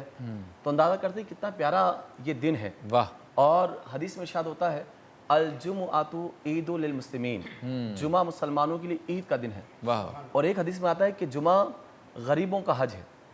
اب اندازہ کریں، جمعہ تو ہمارا اتنا بڑا دن ہے، یہ غریبوں کا حج ہے، اس کا اہتمام ہونا چاہیے۔ جس طرح اب حدیث میں، روایتوں میں آتا ہے کہ ایک عمرے سے لے کر دوسرے عمرے تک، ایک حج سے دوسرے حج تک، اسی طرح ایک جمعے سے لے کر دوسرے جمعے تک درمیان جتنے بھی صغائر گناہ ہوں، اگر انسان کبائر سے بچتا رہے تو اللہ تعالیٰ تمام صغائر گناہوں کو بخش دیتا ہے۔ سبحان۔ تو اتنا بڑا دن ہے۔ میں کتابوں میں پڑھ رہا تھا ہمارے صوفیہ کا طریقہ کیا رہا، اسلاف کا طریقہ کیا رہا، کہا وہ تقریباً پورے ہفتے ہی جمعے کی تیاری کرتے، اور بسا اوقات منگل اور بدھ سے تو باقاعدہ تیاری کرتے کہ ہمیں جمعے کے دن یہ سوٹ پہننا ہے، یا استر لگانا ہے، مسواک کا اہتمام کرنا ہے، ناخن ترشوانے ہیں، یعنی بدھ جمعرات سے ہی اس کا اہتمام کرنا شروع کر دیتے۔ واہ واہ! وہ کیسے لوگ ہوں گے کہ ہمارے صوفیہ تو منگل بدھ جمعرات 3 دن سے تیاری شروع کر رہے ہیں، وہ جمعے کے دن کی تیاری نہیں کرتے۔ کبھی بسا اوقات جمعہ نکل جاتا ہے ان کا، کبھی دور جا رہے ہوتے ہیں، کبھی نہاتے نہیں ہیں، کبھی غسل نہیں کرتے، کبھی اس طرح خوشبو کا اہتمام نہیں کرتے۔ تو ہمیں چاہیے کہ جمعے کے دن کا امپورٹنٹ دینی چاہیے، اور یہ بڑا مقدس دن ہے، सुबह शादी की जब घड़ियाँ आती हैं या गुरूब आफ्ताब से पहले का जो वक्त है, इसी तरह दोनों इमाम के दरमियान की जो जब इमाम बैठता है दोनों खुतबों के दरमियान, ये वो कामिल तरीन सातें हैं जिसमें दुआएं कबूल होती हैं, इबादतें कबूल होती हैं, मुनाजात कबूल होती हैं, इंसान की आरज़ुएं पूरी की जाती हैं। तो जब हम एहतमाम करते हैं जनाब हम फ़लाँ मकाम चले जाएँ, फ़लाँ मकाम चले जाएँ, तो एक दिन ऐसा आ रहा है कि आप अपनी जगह पर हैं, वो दिन आपके पास आ गया है। अब इनकी सातों को तलाश करें, एहतमाम करें। और मैंने देखा है कि जो जुमे का एहतमाम करते हैं ना, तो पूरे हफ्ते वो हशाश और बशाश रहते हैं, बहुत खुशहाल रहते हैं। तो हमें चाहिए कि जुमे का एहतमाम करें। ये मुसलमानों गरीबों के लिए हज का दिन है। और जुमे के दिन को ईद का दिन भी कहा गया मोमिनों की। तो आज की रात जो है उन मोमिनों के लिए चांद रात हो गई। और जिन सालेहीन का तस्करा फरमाया वो ऐसे ही हो गया कि 3-4 दिन पहले से उनकी चांद रात शुरू हो जाती है कि 3 दिन बाद जुमा है। तो ऐसा माहौल अगर अपने अंदर एक सी कैफियत हो तो क्या बात है। शाह साहब, दुरूद और सलाम की क्या अहमियत है जुमे के दिन? हम बचपन से आप हजरात से सुनते रहे, वालिदैन ने भी तरबियत फरमाई कि नमाज जुमा के बाद सलाम पढ़ के आना है मस्जिद से। और जिनको सलाम नहीं मैसर आता या सफ़र में होते हैं तो वो भी उस दिन दरूद और सलाम ज़रूर पढ़ते हैं, अकेले ही पढ़ लेते हैं। इसकी क्या अहमियत है? देखिए, मैं इस तरफ आने से पहले जो बात थोड़ी सी रह गई थी मैं उसको मुकम्मल कर देना चाहता हूँ जी। जुमे की अहमियत के हवाले से। हज़रत इमाम आज़म अबू हनीफ़ा रहमतुल्लाह अलैह ने जुमे के लिए मिस्र को शर्त करार दिया। सही। ये उसकी अहमियत, मिस्र बमाना शहर, और शहर की ये तारीफ़ की है कि जिसमें गली कूचे हों, बाज़ार हों, और ऐसा एक हाकिम वहाँ पर मौजूद हो, यानी एक ऐसी अदालत हो कि जो लोगों के जो मसाइल हैं उसका वो फ़ैसला करती हो। ये मुख्तसरन एक तारीफ़ इमाम आज़म हनीफ़ा ने की है, जिसमें से चंद चीज़ें मैंने आपके सामने पेश की। सही। और जहाँ ये चीज़ें बड़ा मरकज़ी बाज़ार के जिसमें इंसान की ज़िंदगी की तमाम चीज़ें मुहैया ना हो या कोई अदालत ना हो और वहाँ डेवलपमेंट इस एतबार से ना हो, तो उसको फिर देहात कहा गया है और करिया कहा गया। उसमें जुमे की नमाज अदा नहीं की। लेकिन जुमे की अहमियत जिस तरह मैंने अर्ज़ किया कि जुमे की फ़र्जियत और उसकी इफ़ाक़ियत ये है कि फिर उस टाइम पर पूरी दुनिया के अंदर सिर्फ जमात अगर होगी तो जुमे की होगी। हाँ, वाह वाह। यानी अगर आप देहात के अंदर है तो आप जुमे की ज़ोहर की जमात नहीं करेंगे, आप तन्हा नमाज अदा करेंगे। या आप शहर के अंदर भी हैं या सफ़र की हालत में आप मुसाफिर हैं और मुसाफिर होने की हैसियत से आप ऐसे शहर में पहुँचे हैं जहाँ मस्जिदें आपसे दूर हैं, जुम्मे में नहीं पहुँच सकते, तब भी आप ज़ोहर की नमाज तन्हा पढ़ेंगे, जमात के साथ नहीं पढ़ेंगे। तो इससे आप जुमे की अफाकियत और अहमियत और उसमें इज्तिमाइयत का यूनिक रखा गया है। जी, यूनिक रखा गया। फरमाया या अय्युहल्लज़ीना आमनू इज़ा नूदिया लिस्सलाति मिन यौमिल जुमअति फस्अऊ इला ज़िक्रिल्लाहि व ज़रुल बैअ। दौड़ो अल्लाह रब्बुल आलमीन की तरफ, ज़िक्र की तरफ वो आओ, जिसकी मिसाल मैंने पहले अर्ज़ की। अमर है यहाँ पे। जी बिल्कुल, हाँ, फस्अऊ इला ज़िक्रिल्लाह, और ये अमर वजूब के लिए है। और ये वजूब जो है यहाँ पर वो नूदिया के साथ मशरूत कर दिया गया जब अजान दी जाए। तो अब यहाँ पर सवाल होता है कि कौन सी अजान पर हमें अपने कारोबार को छोड़ना है। कुरान का हुक्म है वज़रुल बैअ, छोड़ दो कारोबारों को। तो यहाँ पर इत्तेफाक के साथ ये रहा है जब जुमे की पहली अजान हो जाए, जब जुमे की पहली अजान हो जाए उस वक्त तुम कारोबार छोड़ दो, यानी सुन्नतों से पहले। बिल्कुल, जब पहली अजान उसकी हो जाए शहर के अंदर, आप जो है कि वो अपने कारोबारों को छोड़ दो। या जो आपके इलाके के अंदर जो आपकी करीबी मस्जिद है जिसमें आप जुमा अदा करते हैं, उसमें जब पहली अजान हो गई तो आप उसमें नमाज जो है कि कारोबार को बंद करें। उसके बाद कारोबार की जो कारोबार करेगा उसके माल के लिए, उसकी और उसकी कमाई हुई रकम के लिए बड़ी सख्त वईदें मौजूद हैं। अच्छा। फिर हम क्या करते हैं, मसलन अच्छा देखो ये 4 मस्जिदें हमारे करीब में, ठीक है जी, यहाँ की अजान हुई तो एक बच्चे को यहाँ भेज दिया, उस फलाने को वहाँ भेज दिया, फलाने को वहाँ भेज दिया। ये बिल्कुल ऐसे ही जैसे बनी इसराइल को जब हुक्म हुआ था ना कि तुमने हफ्ते के दिन शिकार नहीं करना है, ठीक है, तो उन्होंने क्या किया कि एक तालाब बना लिया। तालाब बनाकर उन्होंने कहा चलो हफ्ते के दिन शिकार नहीं करेंगे, लेकिन ऐसा करते हैं पहले हम थोड़ी मछलियाँ जमा कर लेते हैं, ठीक है। और वो ये इसमें थे कि शायद हफ्ते के दिन मछलियाँ कम हो जाए तो हमारे लिए रिस्क क्या होगा। तो वो पहले हफ्ते का दिन यौमुस सब्त, हफ्ते का दिन आने से पहले वो मुंडेर बनाकर दरिया के किनारे या झील के किनारे मछलियों को जमा करते थे और फिर खुदा का अजाब उन पर आया। यानी बहाना तराश। तो आज हम क्या करते हैं कि जनाब कहीं ऐसा ना हो कि ग्राहक भाग जाए, फलाना भाग जाए, तो एक को इधर भेज दिया, एक को उधर भेज दिया, एक को उधर भेज दिया, पूरा हो गया, ये काम हो गया। लेकिन उसकी अहमियत देखें, ज़्यादा माल आना कमाल नहीं, आपका दिल का इत्मीनान हो जाना ये कमाल है। वाह वाह। आपका दिल थोड़े पर भी अगर कनात कर जाए और मुतमईन हो जाए, ये असल में जो है कि वो दौलत है। तो लिहाजा इस दिन की अहमियत को कभी हम सेलिब्रेट करें तो सही। क्या ये अच्छा हो जब पहली अजान हो अल्लाहु अकबर तो हम अपने शटर गिरा दें वाह। और सीधा मस्जिदों की तरफ निकल पड़े और चारों तरफ से लोग निकल निकल पड़े। उस माल में फिर आप बरकत देंगे। चाहे एक गिराक भी अगर आपके पास अगर थोड़ा भी ले गया तो उसकी बरकतें आप देखेंगे। बनी इसराइल पर अजाब इसलिए आया था जो हीले बहाने वो करते थे, तो इस अजाब को भी सामने रखना चाहिए और इस मकर को भी हमने सामने। ठीक है, दुरूद व सलाम पे बात करते हैं मुख्तसर से वक्फे के बाद। सलाम अलैका या रसूल सलाम अलैका, सलाम अलैका या रसूल सलाम अलैका। खुश आमदीद, एक बार फिर आपकी खिदमत में हाजिर हैं और हाजिर हैं लाइफ बॉय के पैगाम के साथ, जिनका ये कहना है कि जर्म्स और बैक्टीरिया से लाइफ बॉय का हैंड वॉश आपको महफूज रखता है। हाथ धोएं, प्रॉपर धोएं, बार बार धोएं और इस तरह से धोएं कि हाथों से बैक्टीरिया और जर्म्स ख़त्म हो जाएं। तरीक़ेकार इसका यही है, पहले पानी से आपने हाथों को साफ़ करना है, सिर्फ गीला नहीं करना, और इसके बाद लाइफ बॉय का हैंड वॉश अच्छे तरीके से हाथों पे मलना है। आजकल बहुत ज़्यादा ज़रूरी है और इसलिए कि कोविड-19 की वजह से तिब्बी माहिरीन यह मशवरा देते हैं कि हाथों को दिन में 5 बार आपने धोना है, और लाइफ बॉय का ये कहना है कि इस तरह धोना है जैसे लाइफ बॉय वालों ने मुझे सिखाया है और अब मैं आपके सामने पेश कर रहा हूँ। तो बच्चों को ये ज़रूर सिखाना है कि इस तरह से प्रॉपर हाथों को साफ़ करें। लाइफ बॉय का हैंड सैनिटाइज़र जेल भी है, उसको भी इस्तेमाल करें, और बिलखुसूस जब आप किचन में जा रहे हों। ये देखें पानी की हालत, दिखाएं भाई, पानी दिखाएं, देख रहे हैं, ये है हमारे मुल्क में बुनियादी सहूलतें नहीं है, पानी तक मौजूद नहीं। तो चलते हैं ब्रेक की जानिब, नहीं ब्रेक नहीं, मज़ेदार सहरी की जानिब। और इसलिए मज़ेदार सहरी की तरफ जाने से पहले हम हाथों को धोते हैं कि जब खाने पीने की चीज़ों को हम हाथ लगाएं तो हमारे हाथ जर्म्स और बैक्टीरिया से महफूज हों।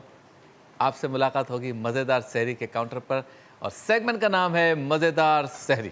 अता ही अता, रूह को जा, मन को जा। हैंड सैनिटाइज़र भी है। शेफ़ इकबाल, आपको अस्सलाम वालेकुम, खुशामदीद कहते हैं आपको। लोग जब खुशामदीद कहते हैं ना तो हार डालते हैं मेहमान के गले में। हम आपको सैनिटाइज़र पेश करते हैं। क्या दौर बदल गया है, कोविड-19 है भाई। हार पहनाने के लिए करीब जाना पड़ता है, फासला ज़रूरी है। फासला ज़रूरी है। और ये सारी बातें आपको तब समझ में आएगी जब आपके इधर भेजा होगा, भेजा दिमाग के अंदर मगज होगा। और इसीलिए आज हमारे डिश का नाम है भेजा, ब्रेन मसाला। ब्रेन मसाला।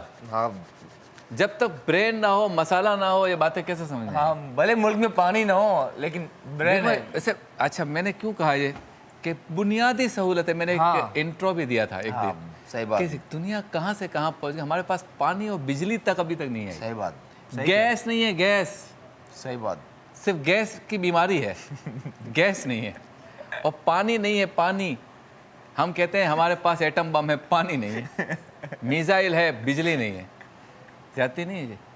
और ये बातें तब समझ में आएगी जब सिर्फ खोपड़ी ना हो, खोपड़ी के अंदर मगज भी हो, ब्रेन भी हो।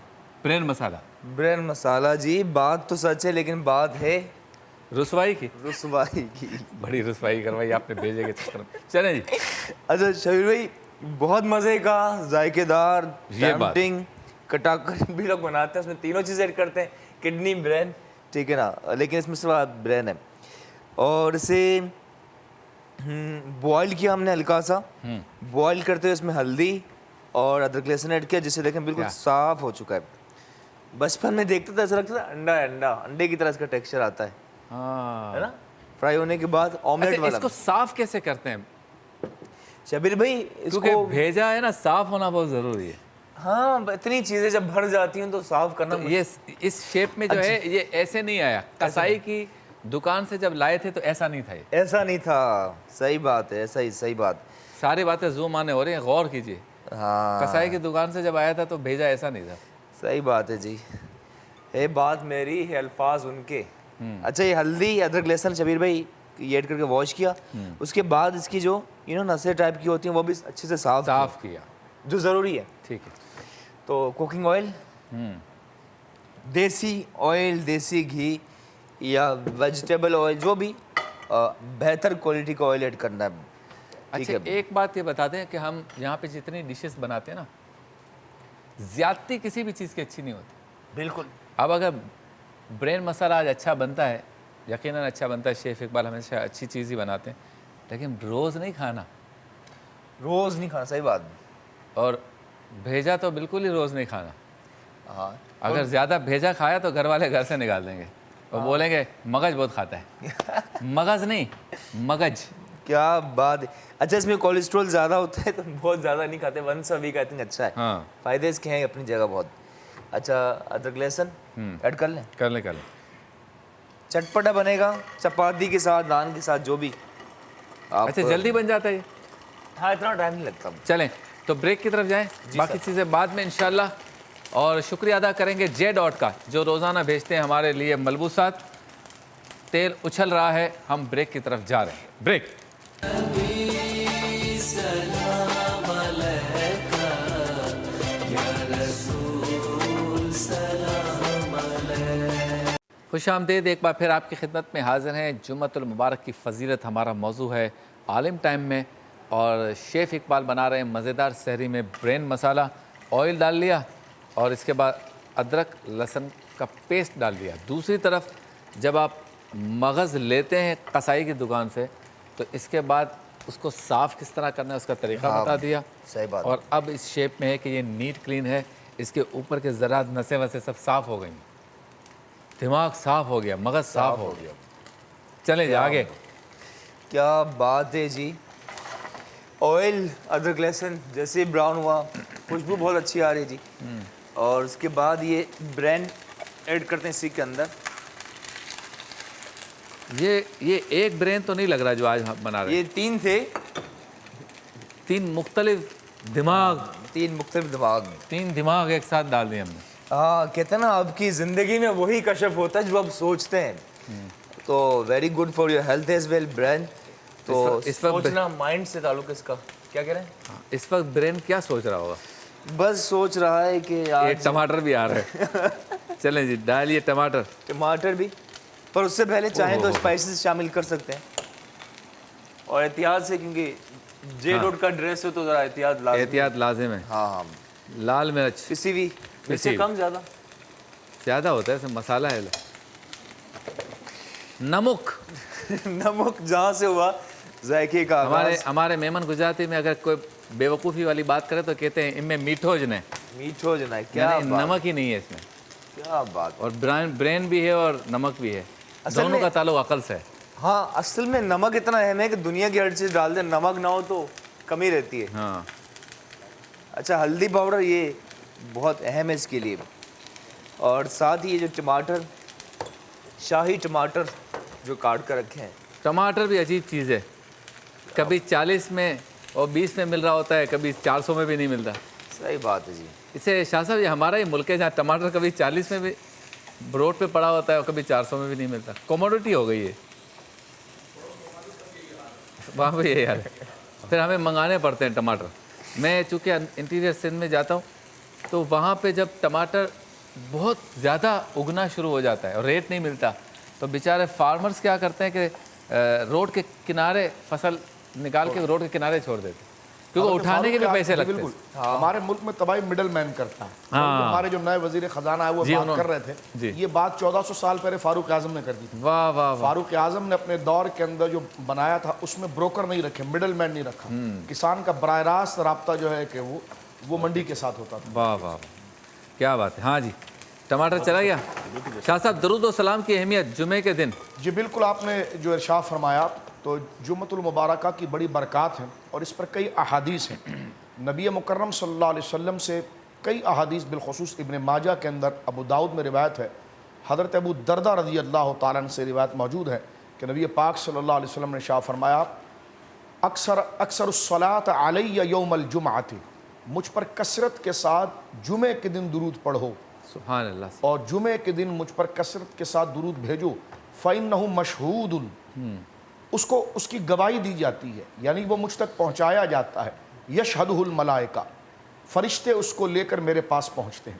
پھر اس کے بعد ابن ماجہ کے حدیث کے الفاظ کا ترجمہ یہ بنتا ہے جب تک उम्मती दुरूद पढ़ता रहता है, वो चीज़ मुझ तक पहुँचती रहती है, यहाँ तक कि वो दुरूद पढ़ना बंद कर देता है। तो हज़रत अबू दरदा रज़ी अल्लाह तआला अन्हु कहते हैं, वह बाद मौत या रसूल अल्लाह सल्लल्लाहु अलैहि वसल्लम, हुजूर जब आप विसाल फरमा जाएंगे, और एक रिवायत के अंदर है कि कद अरिमता, क्योंकि तालिब इल्म है, शागिर्द हैं, हुजूर से समझना चाहते हैं, अभी सीख रहे हैं कि एक मरतबा उन्हीं की ज़ात एक सबब बनती है किसी राज को खोलने की। तो इस एतबार से एक रिवायत में है कि कद अरिमता, अरिमता का माना है कि जब मैयत को कब्र में रख दिया जाता है तो उसके जिस्म के आज़ा बिखर जाते हैं, एक वक्त गुजरने के बाद वो मुंतशिर हो जाते हैं।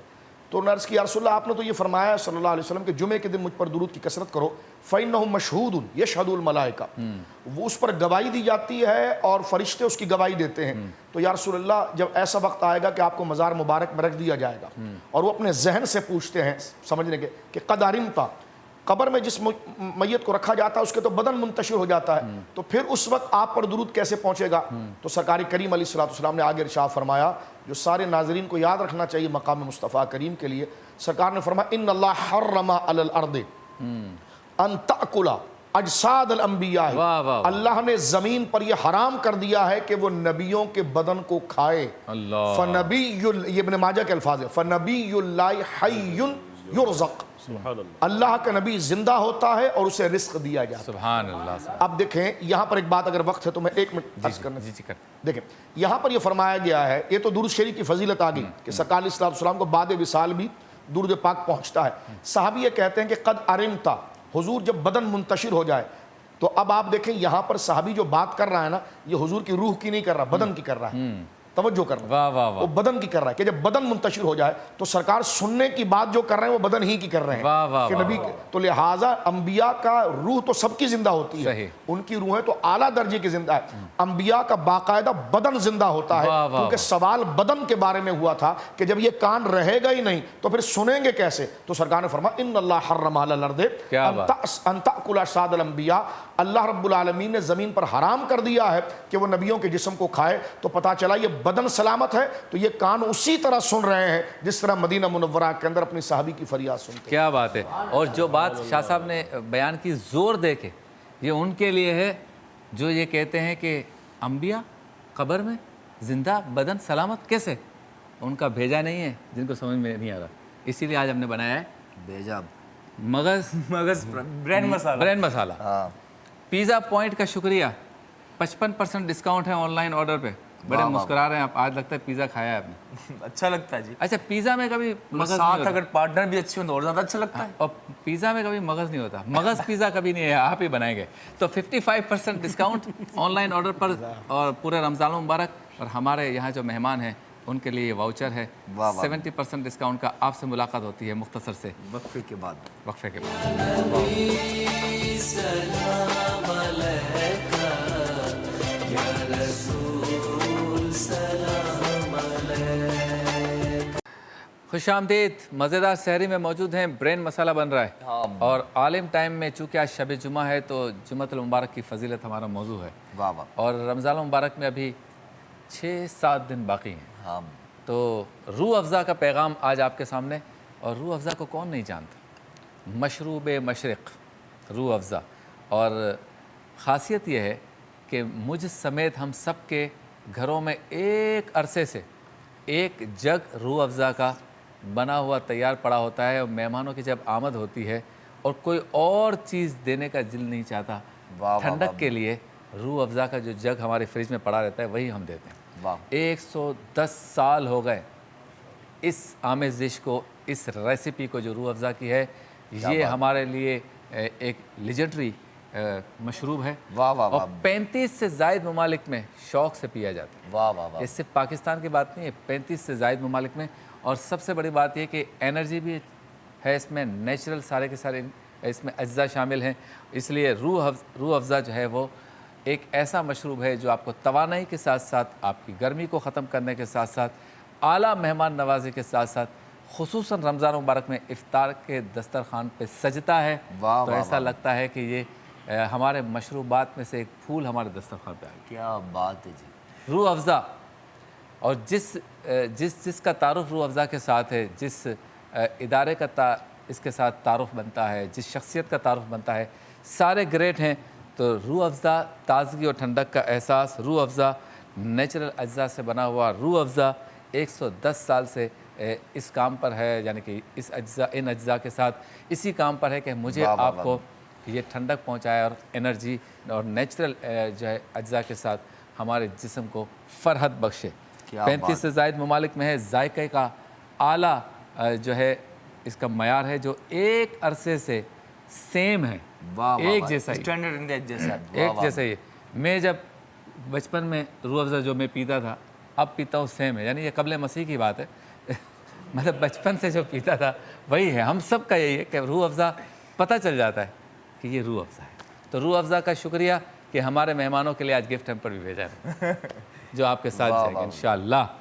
اچھا جی، موضوع کہاں پہنچے پہلے یہ بتائیں، پھر موضوع پہ گفتگو کریں۔ بس برین مسالہ ہو رہا ہے تیار، اور آپ نے مہنگائی کی بات کی، ٹماٹر باقی چیزیں، تو درد ہوتا ہے شبیر بھائی۔ تو کہتا نا کہ واہ واہ واہ واہ، بدل چکا ہے بہت اہل درد کا دستور، تو ایسا بھی ہے۔ اور یہاں آن دی ادر ہینڈ دیکھیں چٹپٹا مزیدار ہے۔ واہ ان دی اینڈ شبیر بھائی اس میں ہم نے لال مرچ، ہلدی، نمک ایڈ کیا تھا، اب پسا ہوا گرم مسالہ جسے ہم نے خود بھون کر پیس کر رکھا ہے، ٹھیک ہے، یہ اس وقت ڈالیں گے، یہ اس وقت ایڈ کرتے ہیں۔ یہ کوئی آدھا چائے کا چمچ سوکھی میتھی، I think one of the main ingredient ہے جو اس کے فلیور کو انہینس کرے گی۔ شبیر بھائی یہ بھی کوئی ایک چائے کا چمچ لگ بھگ شامل کیا، اور پھر سے اسے کور کرتے ہیں تاکہ اس کا ذائقہ اور مزے کا ہوگا، اور یہ ساری چیزیں ڈیزولو ہو کے خوشبو بہت ہی اعلیٰ، زبردست، یہاں تک آ رہی ہے، کیا بات ہے جی، اور مغز کی خوشبو میرے مغز میں لگ رہی ہے، واہ واہ، سونگ یہاں سے رہا ہوں، لگ مغز میں رہی ہے۔ کیا بات ہے۔ شاہ صاحب، جمعۃ الوداع کی کیا اہمیت ہے؟ آخری جمعہ ہے کل اس رمضان المبارک کا۔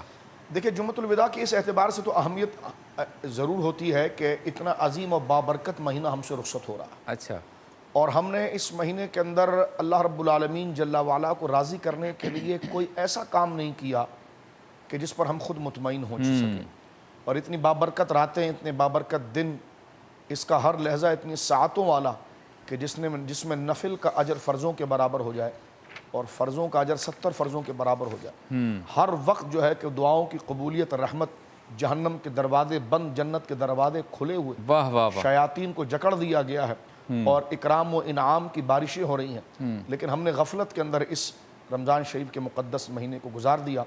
روزہ بھی رکھا تو صرف بھوک پیاس کا رکھا، جس میں جھوٹ بھی چل رہا تھا، غیبت بھی چل رہی تھی، بد نگاہی بھی ہو رہی تھی، حرام باتوں کا ارتکاب بھی ہو رہا تھا، نمازیں بھی ضائع ہو رہی تھی، تو یہ گویا کہ اتنا اہم ترین وقت ہم نے ضائع کر دیا۔ تو جمعۃ الوداع کی یہ ایک اہمیت ہے کہ بندہ اس میں حاضر ہو کر کے یہ آخری و مبارک جمعہ ہے، جس طرح مفتی صاحب نے ذکر کیا کہ جمعے کے دن تو عام مہینوں کے اندر بھی جمعے کے دن اللہ رب العالمین عبادتوں کے اجر و انعام کو بڑھا دیتا ہے، یہ تو رمضان شریف ہے، تو رمضان شریف کا جمعہ کس قدر اپنے اندر اپنے دامن کے اندر فضیلت اور رحمتوں کو لیا ہوا ہے، لیکن اس کے باوجود ہم نے سستی، کاہلی اور دیگر کاموں میں وقت گزارا۔ تو یہ جمعہ اس اعتبار سے بڑی اہمیت ہے کہ بندہ اپنے اندر ایک بیداری پیدا کرے، اور اسی جمعے کو کم سے کم سبب بنا کر اللہ کے حضور سر بسجود ہو کر اپنی خطاؤں کی معافی مانگے، اور اللہ رب العالمین سے طلب توفیق کو طلب کرے، اور یہ ارادہ مصمم کرے کہ جو ہم سے غلط، یعنی مضبوط اور محکم ارادہ کرے کہ جو ہم نے غلط کام کیے ہیں ہم اس سے نفرت کرتے ہیں اور آئندہ اس کا اعادہ نہیں کریں گے، اور اللہ کے احکام پر ہم عمل کریں گے۔ تو یہ جمعے کا جمعۃ الوداع ہے، یہ خاص طور پر ان چیزوں کو دلوں کے اندر ابھارنے کے لیے، اور اس کی برکت و ثمرات اور رمضان شریف کی اہمیت کو مزید دوگانا کرنے کے لیے، اور اتنا بابرکت ہمارے سے مہینہ رخصت ہو رہا ہے اس پر غم کرنے کے لیے، تو میں سمجھتا ہوں یہ بہت مبارک ساعت ہے۔ بہت خوب۔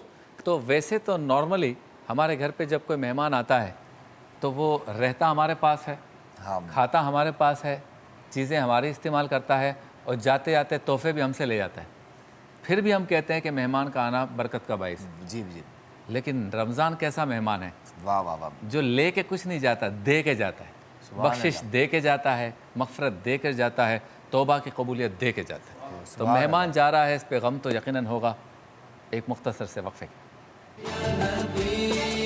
سلام علیکہ یا رسول سلام علیکہ، سلام علیکہ یا رسول سلام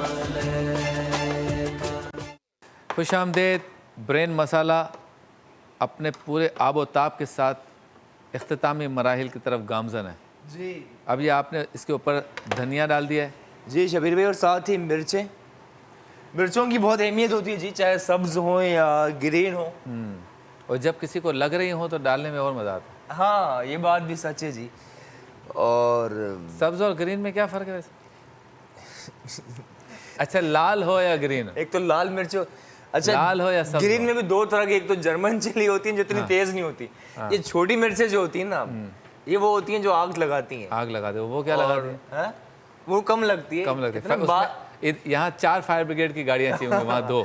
हाँ बात निकलेगी तो दूर तक जाएगी। दूर तक जाएगी। चले जी, एक ऐसी बात, जी क्योंकि आपने कहा बात निकलेगी तो दूर तक जाएगी, एक ऐसी बात जो हम करते हैं एक ऐसे सेगमेंट में जिससे बहुत कुछ सीखने को मिलता है। वाह वाह। और सेगमेंट का नाम है काम की बात। मुझसे 100 लाख को काफी है इशारा तेरा।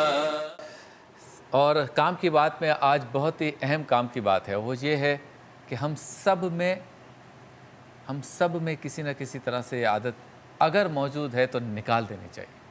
और वैसे माशरे में ये आदत बहुत ज़्यादा है, वो है दूसरे शख्स के ऐबों को ज़ाहिर करना या बढ़ा चढ़ा कर पेश करना। बजाय इसके कि हम उसकी पर्दापोशी करें, हम उसको ज़्यादा बढ़ा चढ़ा के पेश करते हैं। यानी मौजू बनता है मुसलमानों की पर्दापोशी। इतनी अहम बात है ये कि अगर आप गौर करें तो आपको पता चल जाएगा गौर करने से कि हम क्या कर रहे हैं। सही बात। अब रिवायत सुनिए। हज़रत अबू हुरैरा रज़ी अल्लाह तआला अन्हु से मरवी है कि सरकार दो आलम सल्लल्लाहु अलैहि वसल्लम ने इरशाद फरमाया है कि जो किसी मुसलमान से एक तकलीफ़ को दुनिया की तकलीफ़ों में से दूर कर दे तो अल्लाह ताला उसकी क़यामत के दिन की तकलीफ़ों में से एक तकलीफ़ को दूर फरमाएगा। और जो किसी तंगदस्त पर दुनिया में आसानी कर दे तो अल्लाह ताला दुनिया व आखिरत में उस पर आसानी फरमा देगा।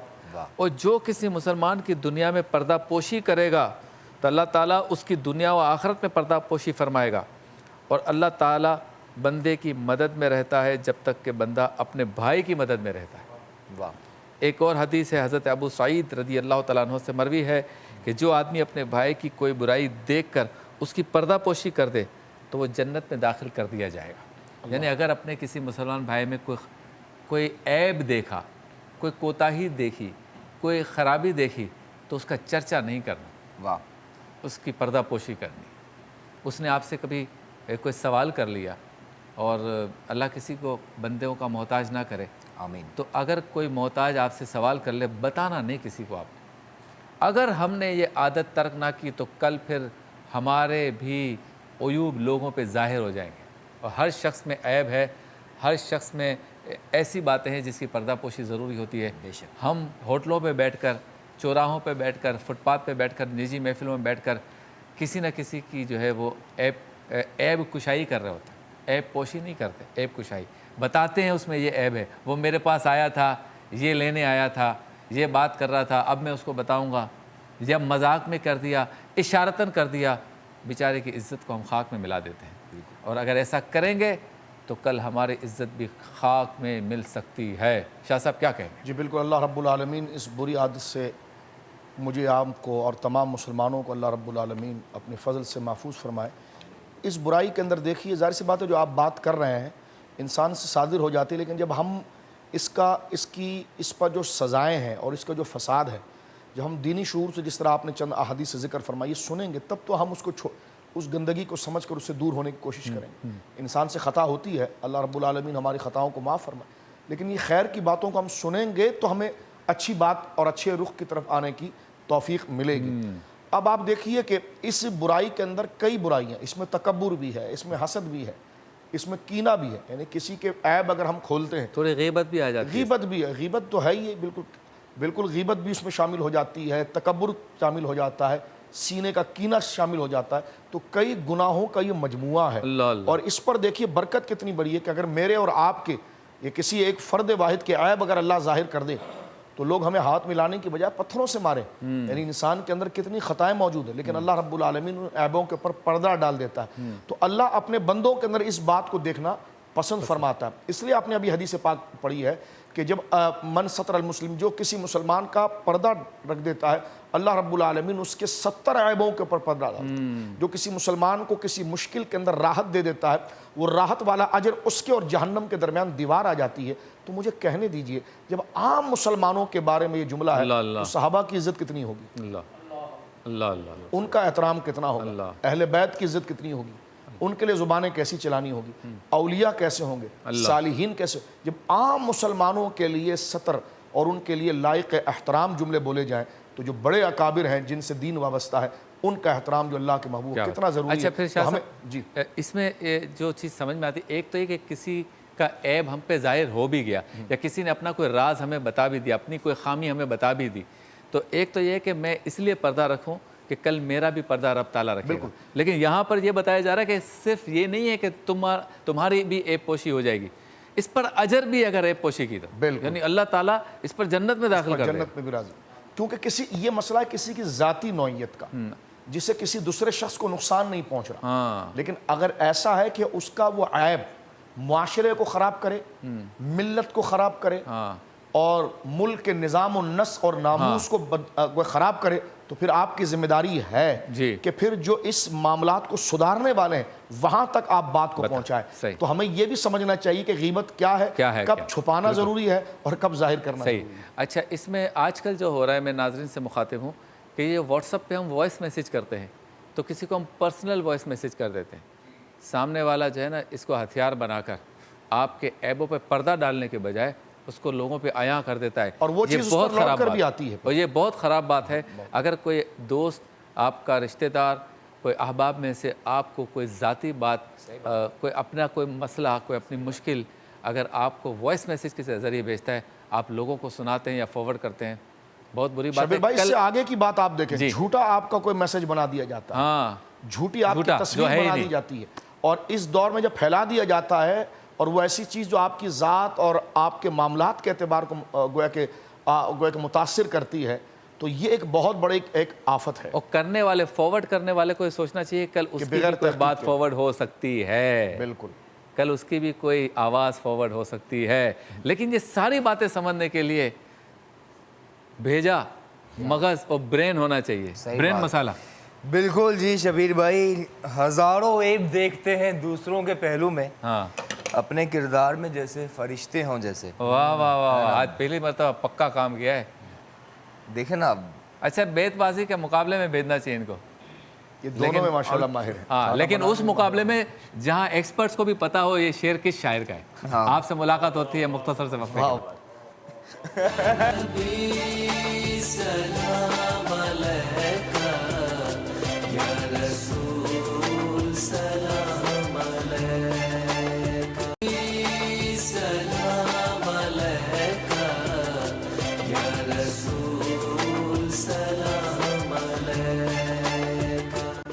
खुशामदेद। अब चलते हैं उस सेगमेंट की जानिब जिसमें सरकार दो आलम सल्लल्लाहु अलैहि वसल्लम के हुजूर हदिया अक़ीदत पेश किया जाता है।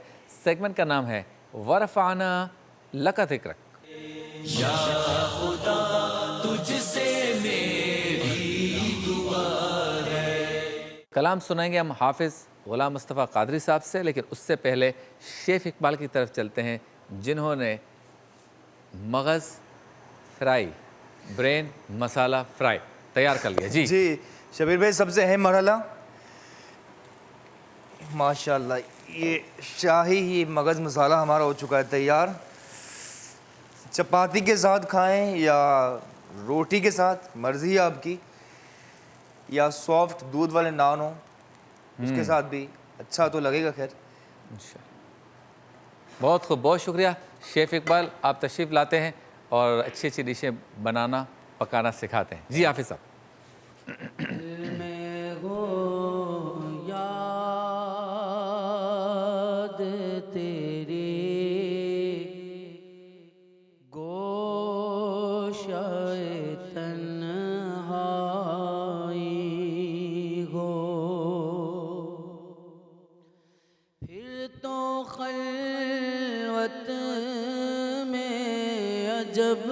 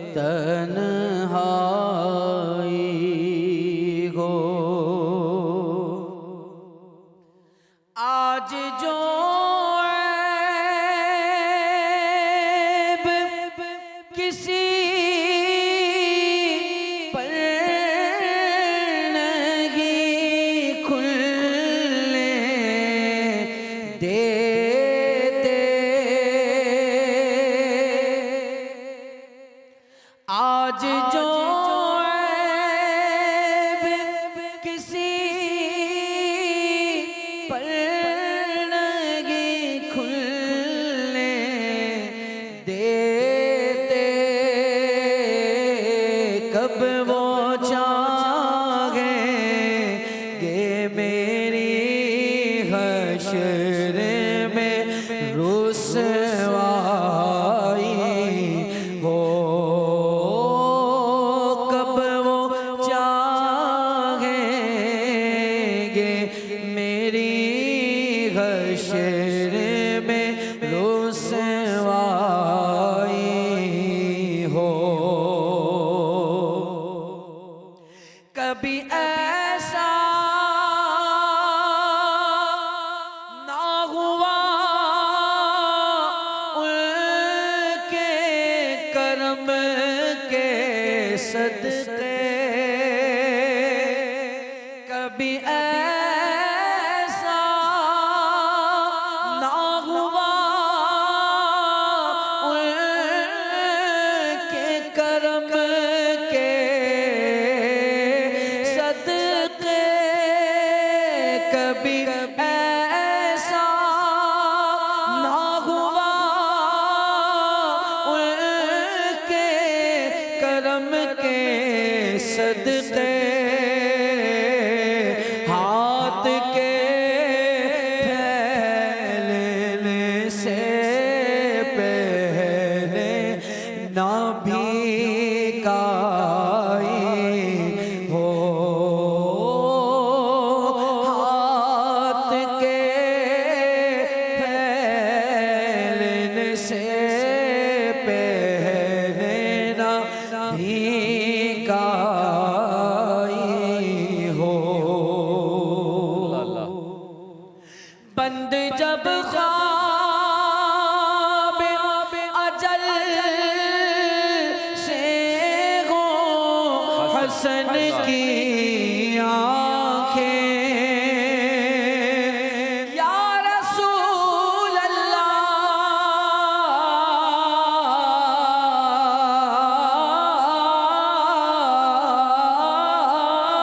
بند جب خواب اجل سے ہو ہماری آنکھیں، ہماری آنکھوں میں تیرا جلوائے زیبائی ہو۔ خوش آمدید۔ آج جو عیب کسی پر نہیں، آج جو عیب کسی پر نہیں کھلنے دیتے، آج جو عیب کسی پر نہیں کھلنے دیتے، کب وہ چاہیں گے میری حشر میں رسوائی ہو۔ بارے میں شہنشاہ سخن حضرت علامہ مولانا حسن حسن رضا بریلوی رحمۃ اللہ علیہ نے یہاں پر کئی احادیثوں کا احاطہ کیا ہے۔ ایک احادیث شریف تو یہ بھی آتی ہے کہ سرکار کریم علیہ السلام کو میدان محشر میں اپنی امت کی اس قدر فکر ہوگی کہ جملے آپ دیکھیں اس کے، سرکار کریم نے فرمایا کہ اللہ ہر نبی کی عزت و اکرام کے لیے ان کے لیے نورانی ممبر بنائے گا اور اس پر بیٹھیں گے، فرمایا میں اس پر نہیں بیٹھوں گا، اس خوف کے ساتھ کہ میری امت کے ساتھ فیصلہ کیا ہو جائے گا، میں اپنی امت کے لیے اللہ رب العالمین کے حضور گڑ گڑاؤں گا، یہاں تک کہ اللہ رب العالمین کا فضل اتنا ہوگا کہ اللہ سب کو جنت عطا فرمائے گا۔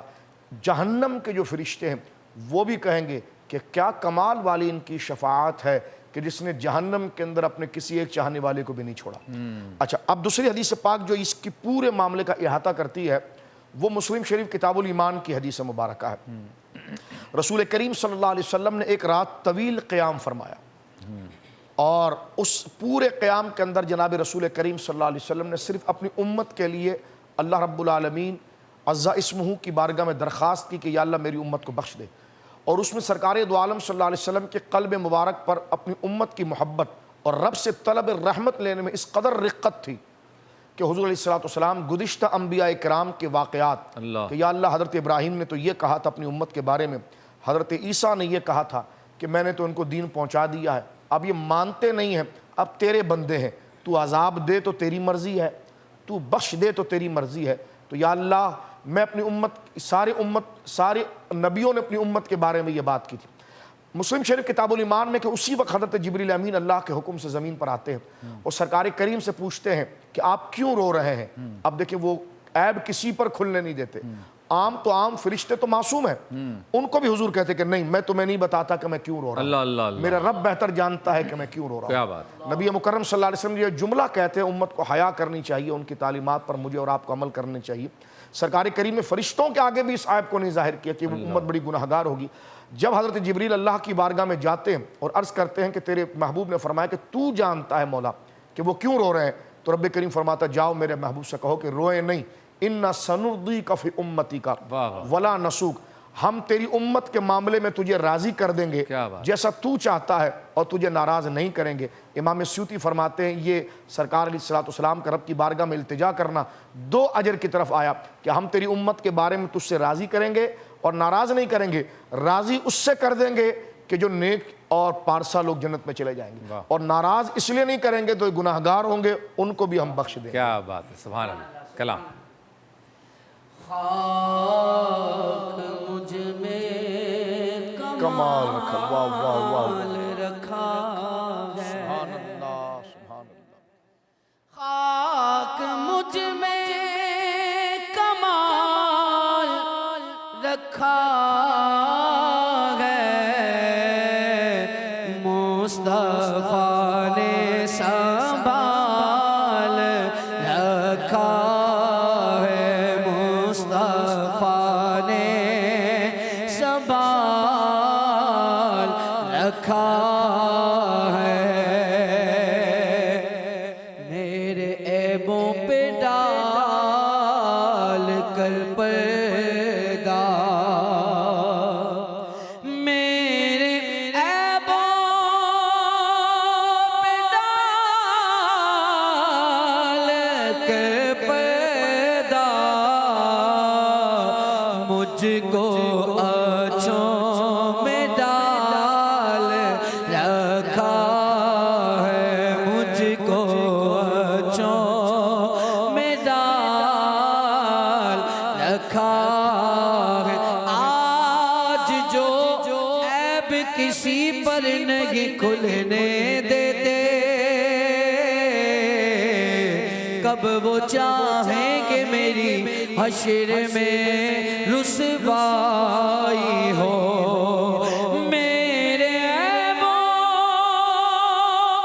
میں ڈال کر پردہ، مجھ کو اچھوں میں ڈال رکھا ہے، مجھ کو اچھوں میں ڈال رکھا ہے، مصطفیٰ کی شبیہ حسین و حسین،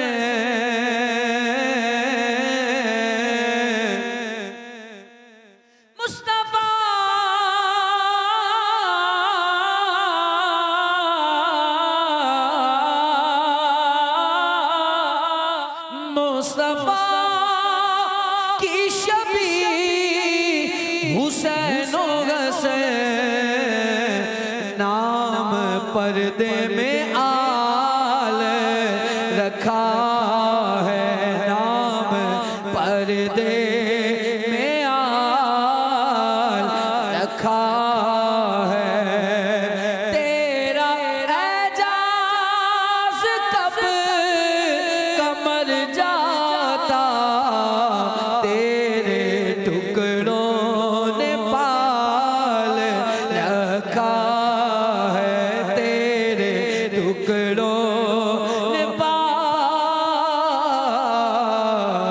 رکھا ہے۔ رکھا، اس سے کیا مراد ہے؟ یہ کافی شعرا استعمال کرتے ہیں اس تخیل کو۔ ہم پر جو اللہ رب العالمین جل وعلا کی عنایات ہیں اور جو فضل ہے، اور آج میرا اور آپ کا بخت اور تقدیر اور نصیب اللہ کی بارگاہ میں اگر اجاگر ہے تو یہ جناب سید عالم صلی اللہ علیہ وسلم کی نسبت کاملہ کی وجہ سے۔ واہ واہ، سرکار اللہ رب العالمین دیگر اور بندوں کے لیے اور معاملہ فرماتا ہے، لیکن جناب رسالت مآب صلی اللہ علیہ وسلم کی نسبت کی وجہ سے حضور کی امت کے لیے اللہ رب العالمین اور معاملہ فرماتا ہے۔ جس طرح کہ حدیث پاک میں کہ جب تک میں جنت کے اندر قدم نہ رکھوں تو انبیاء پر جنت پر قدم رکھنا حرام کر دیا گیا ہے، اور جب تک میری امت جنت میں قدم نہ رکھے تو دیگر انبیاء کی امتوں پر جنت میں داخلہ حرام کر دیا گیا ہے۔ تو جناب سید عالم صلی اللہ علیہ وسلم کی نسبت خاصہ سے اس اور پھر سرکار کریم علیہ السلام اللہ رب العالمین جل وعلا کی جانب سے رحمت اور خیر کو عطا کرنے والے اور اس کی گویا کہ تقسیم فرمانے والے۔ اب آپ دیکھیں جتنی آسانیاں اس امت کے لیے، جناب رسول کریم فرماتے ہیں کہ میری امت اور امتوں میں کیا فرق ہے؟ فرمایا یہ فرق سمجھ لو مثال سے کہ ایک کام کرانے والے نے چند مزدوروں سے مزدوری کرائی اور فجر سے لے کر ظہر تک ان سے کام کرایا اور انہیں دیا 1 قرات یعنی 1 درہم، اور ایک ایسا ہے کہ جناب جس نے کچھ اور لوگوں سے مزدوری کرائی ظہر سے لے کر عصر تک اور ان کو دیا 1 قرات یعنی 1 درہم سمجھ لیجیے، اور ایک ایسا ہے کہ ان کو مزدوری کرائی ہے عصر سے لے کر غروب تک اور دیے گئے ہیں 2 قرات۔ تو سرکار نے فرمایا وہ میری امت ہے کہ جسے اللہ رب العالمین نے وقت تھوڑا دیا ہے اور اجر زیادہ دیا ہے۔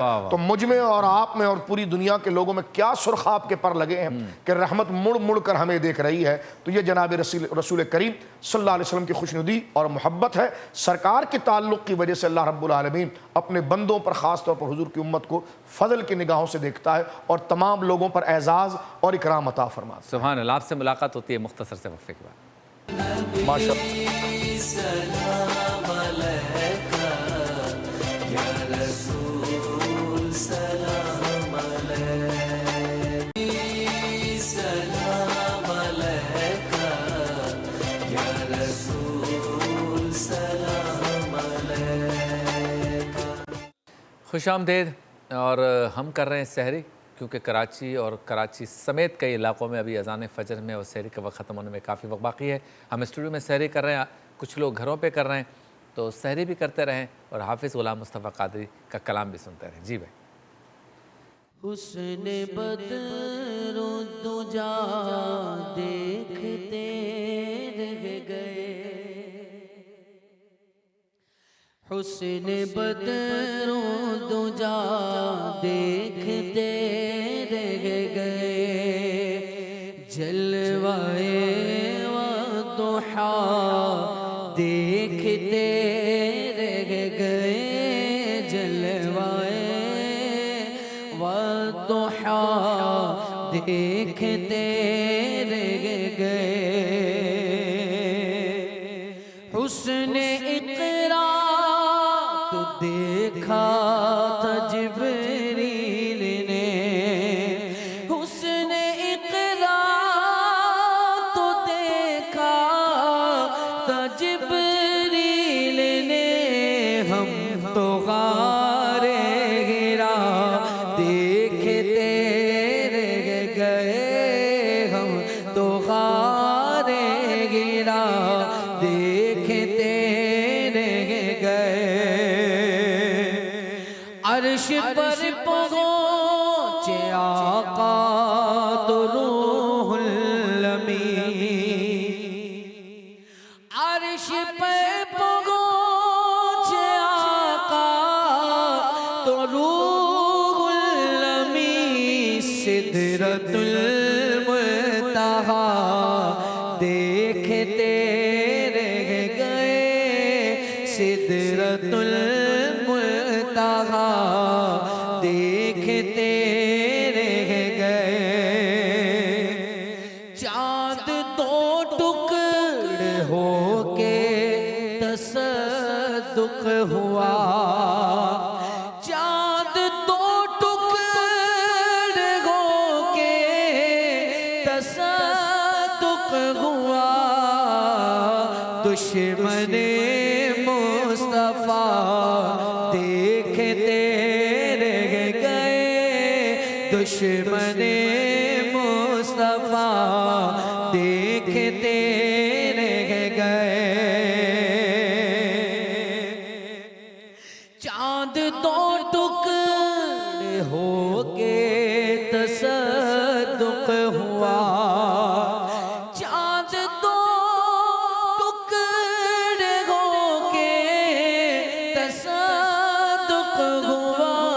دشمن مصطفیٰ دیکھتے رہ گئے۔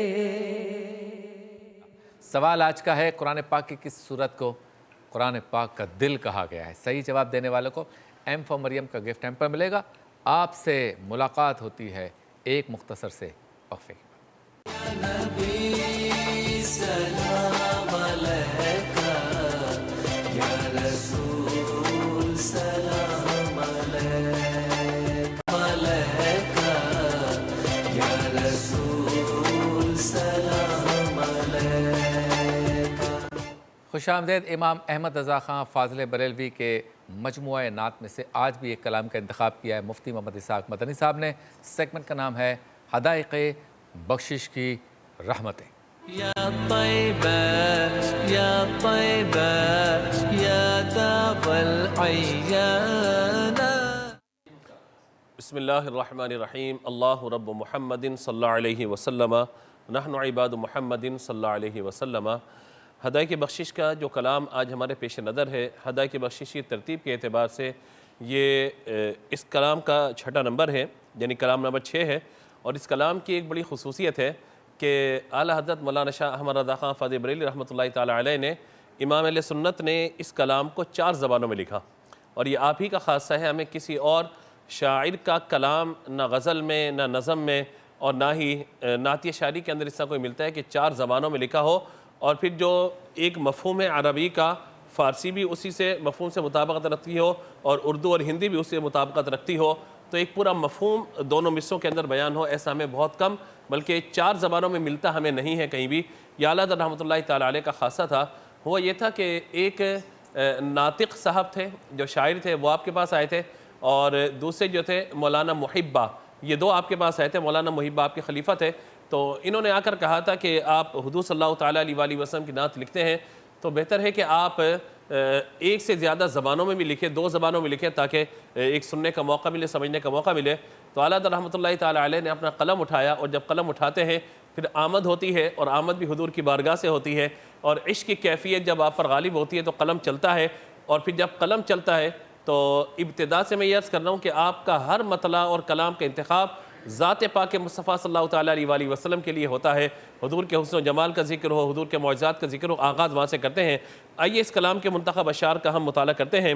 عرض کرتے ہیں حضور صلی اللہ تعالیٰ علیہ وآلہ وسلم کی بارگاہ میں، لم یاتی نظیر کا فی نظر، معنی اس کا یہ ہے کہ حضور میں نے آپ جیسا حسین و جمیل آج تک دیکھا ہی نہیں ہے۔ لم یاتی نظیر کا فی نظر، اور دیکھتے کیسے؟ مثلے تو نہ شد پیدا جانا، آپ جیسا آپ کے مثل کوئی پیدا ہی نہیں ہوا۔ جگ راج کو تاج تورے سرسو، ہے تجھ کو شہ دو سرا جانا۔ اللہ تعالیٰ نے آپ کو وہ مقام عطا فرمایا کہ اس جگ کے اندر، اس دنیا کے اندر کہیں بھی کوئی بھی آپ کے جیسا نہیں ہے۔ اللہ تبارک و تعالیٰ نے آپ کو دونوں جہانوں کا سردار بنایا ہے۔ اور اگلا دیکھیے گا مصرع جو اکثر نعت خواں پڑھتے ہیں، بہتر یہ کہ اس کا معنی بھی ذہن میں رکھیں تاکہ جب کلام سنیں تو سننے میں ایک لطف محسوس ہو۔ البحر علا والموج طغا، من بے کس طوفاں ہوش ربا، مجھ دار میں ہوں اور بگڑی ہے ہوا، موری نیا پار لگا جانا۔ یہاں اس بات کا ذکر کیا گیا کہ اے میرے آقا، اب ایک بحر ہے، ایک سمندر ہے، اور سمندر کے اندر میری کشتی پھنس گئی ہے۔ یہاں دنیا کے سمندر کی بات ہو رہی ہے، یعنی ایسا نہ ہو خدا نخواستہ کہ نفس یا شیطان میرے ایمان کو سلب کرنے میں کامیاب ہو جائیں اور مجھے برباد کر دیں، تو حضور میری کشتی کو آپ نے پار لگا دینا ہے۔ اگلا مصرع دیکھیے گا، اور پھر دوسرا مصرع پڑھ کے شعر مکمل کریں گے۔ انا فی عطش و سخا کا عتم، اے میرے آقا میں پیاسا ہوں اور آپ تو ابر کرم کے بادشاہ ہیں، اور اے گیسوئے پاک، اے ابر کرم، برسن ہارے رم جھم 2 بوند ادھر بھی گرا جانا۔ تو یہاں حضور صلی اللہ تعالیٰ علیہ وآلہ وسلم سے رحمت کا آپ نے تقاضا کیا کہ حضور اپنی رحمت یہاں فرمائیے، اور پھر مقطع اس میں آپ نے ان دونوں افراد کا جنہوں نے آپ سے تقاضا کیا تھا کہ آپ کلام لکھیں، ان دونوں کا ذکر بھی کر دیا اور شعر بھی مکمل کیا۔ کہتے ہیں کہ بس خام نوائے رضا، نہ یہ طرز میری نہ یہ رنگ میرا، یعنی میں 4 زبانوں میں کلام لکھوں، نہ یہ میرا انداز ہے نہ میرا ایک معاملہ ہے، یہ تو بس کیا تھا؟ ارشاد احبہ ناطق تھا، یعنی احبہ صاحب نے اور ناطق صاحب نے مجھے کہا تھا تو ناچار اس راہ پڑا جانا، یعنی میرا قلم جو ہے وہ حضور صلی اللہ تعالیٰ علیہ وآلہ وسلم کے ذکر کے لیے مختص ہے، تو میں نے ان کی فرمائش پر حضور صلی اللہ تعالیٰ علیہ وآلہ وسلم کی شان میں اس قصیدے کو لکھ دیا۔ اللہ تبارک و تعالیٰ ہمیں بھی ان حضرات جیسی محبت عطا فرمائے، حضور کے عشق رسول عطا فرمائے. آمین. وآخر دعوانا ان الحمدللہ رب العالمین. سبحان اللہ. آپ سے ملاقات ہوتی ہے مختصر سے وقفے کے بعد. نبی سلام علیکہ یا رسول سلام علیکہ یا رسول سلام علیکہ. خوش آمدید. سب سے پہلے مبارکباد ہے فرید بھائی ہمارے شیخ و پورہ والے، جن کو ایم فار مریم کا گفٹ ہیمپر ملا ہے. اب سنتے ہیں کلام شہروز قادری صاحب سے. سبحان اللہ سبحان اللہ سبحان اللہ سبحان اللہ اج سکھ مترادی ودھیری کیوں دلڑی اداس گھنیری کیوں جندڑی اداس گھنیری لو لو وچ شوق چنگیری اج نینا لایا کیوں جڑیا جی سبحان اللہ سبحان اللہ سبحان اللہ سبحان اللہ مکھ چند بدر شانیے مت چمک دلاٹ نورانی مکھ چند بدر شانی مت چمک دلاٹ نورانی کالی زلف تے اکھ مستانی ہاں ہاں کالی زلف تے اکھ مستانی مخمور اکھی ان مدبریا سبحان اللہ سبحان اللہ سبحان اللہ سبحان اللہ اس صورت نو میں جانا کھا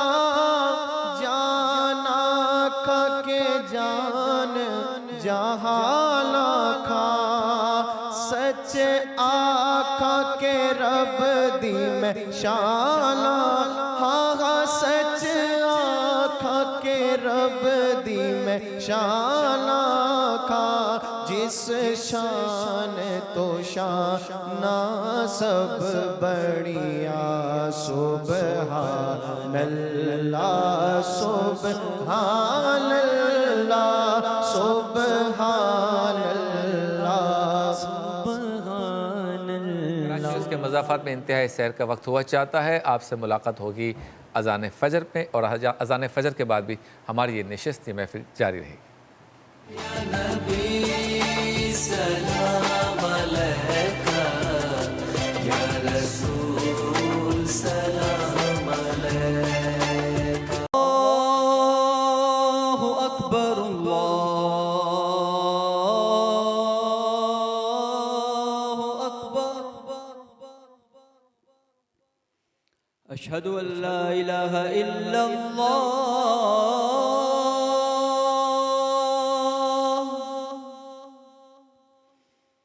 اشہد ان لا الہ الا اللہ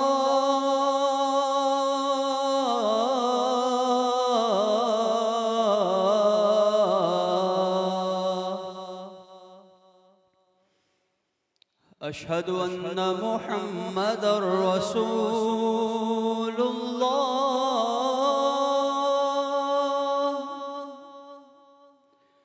اشہد ان محمد رسول اللہ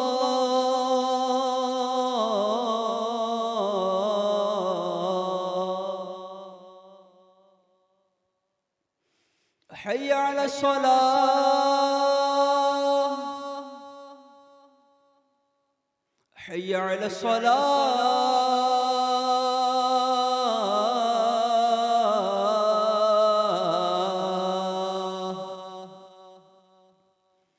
حي على الفلاح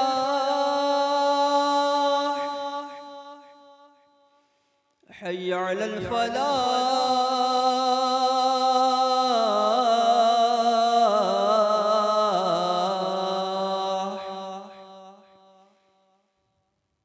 الصلاة خير من النوم الصلاة خير من النوم الله أكبر الله أكبر لا إله إلا الله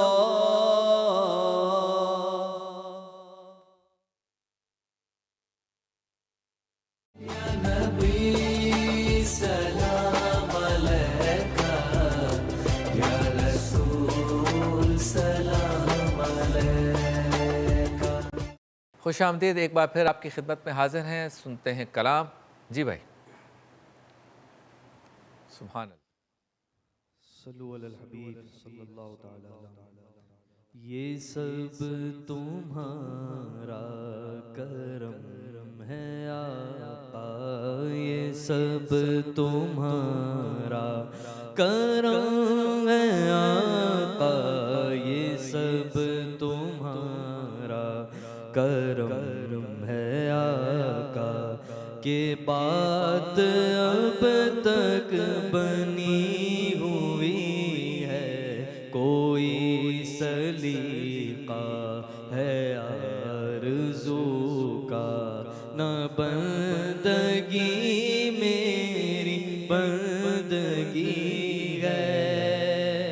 किसी का एहसान क्यों उठाए, किसी को हालात क्यों बताए, तुम्हीं से मांगे गे तो ही दोगे, तुम्हीं से मांगे गे तुम ही दोगे। तुम्हारे दर से ही लगी है, ये सब तुम्हारा करम है आका, ये सब तुम्हारा करम है आका। अता किया मुझको दर्द उल्फत, कहाँ थी ये पुरखता की किस्मत। अता किया मुझको दर्द उल्फत, कहाँ थी ये पुरखता की किस्मत। मैं इस करम के कहाँ था काबिल, हुजूर की बंदा परवरी है, ये सब तुम्हारा करम है आका, ये सब तुम्हारा करम है आका। के बात अब तक बनी हुई है। जबी मेरी गुस्ंगे दर तुम्हारा या रसूल अल्लाह, जबी मेरी गुस्ंगे दर तुम्हारा या रसूल अल्लाह, यही है एक जीने का सहारा या रसूल अल्लाह, यही है एक जीने का سہارا یا رسول اللہ. وہ زمانہ چھوٹ جائے روٹ جائے کچھ نہیں پرواہ. زمانہ چھوٹ جائے روٹ جائے کچھ نہیں پرواہ. نہ چھوٹے ہاتھ سے دامن تمہارا یا رسول اللہ. نہ چھوٹے ہاتھ سے دامن تمہارا یا رسول اللہ. اور بروزے حشر میرے اس یقین کی لاج رکھ لینا. بروزے حشر میرے اس کگے کی لاج رکھ لینا کہ تمہارا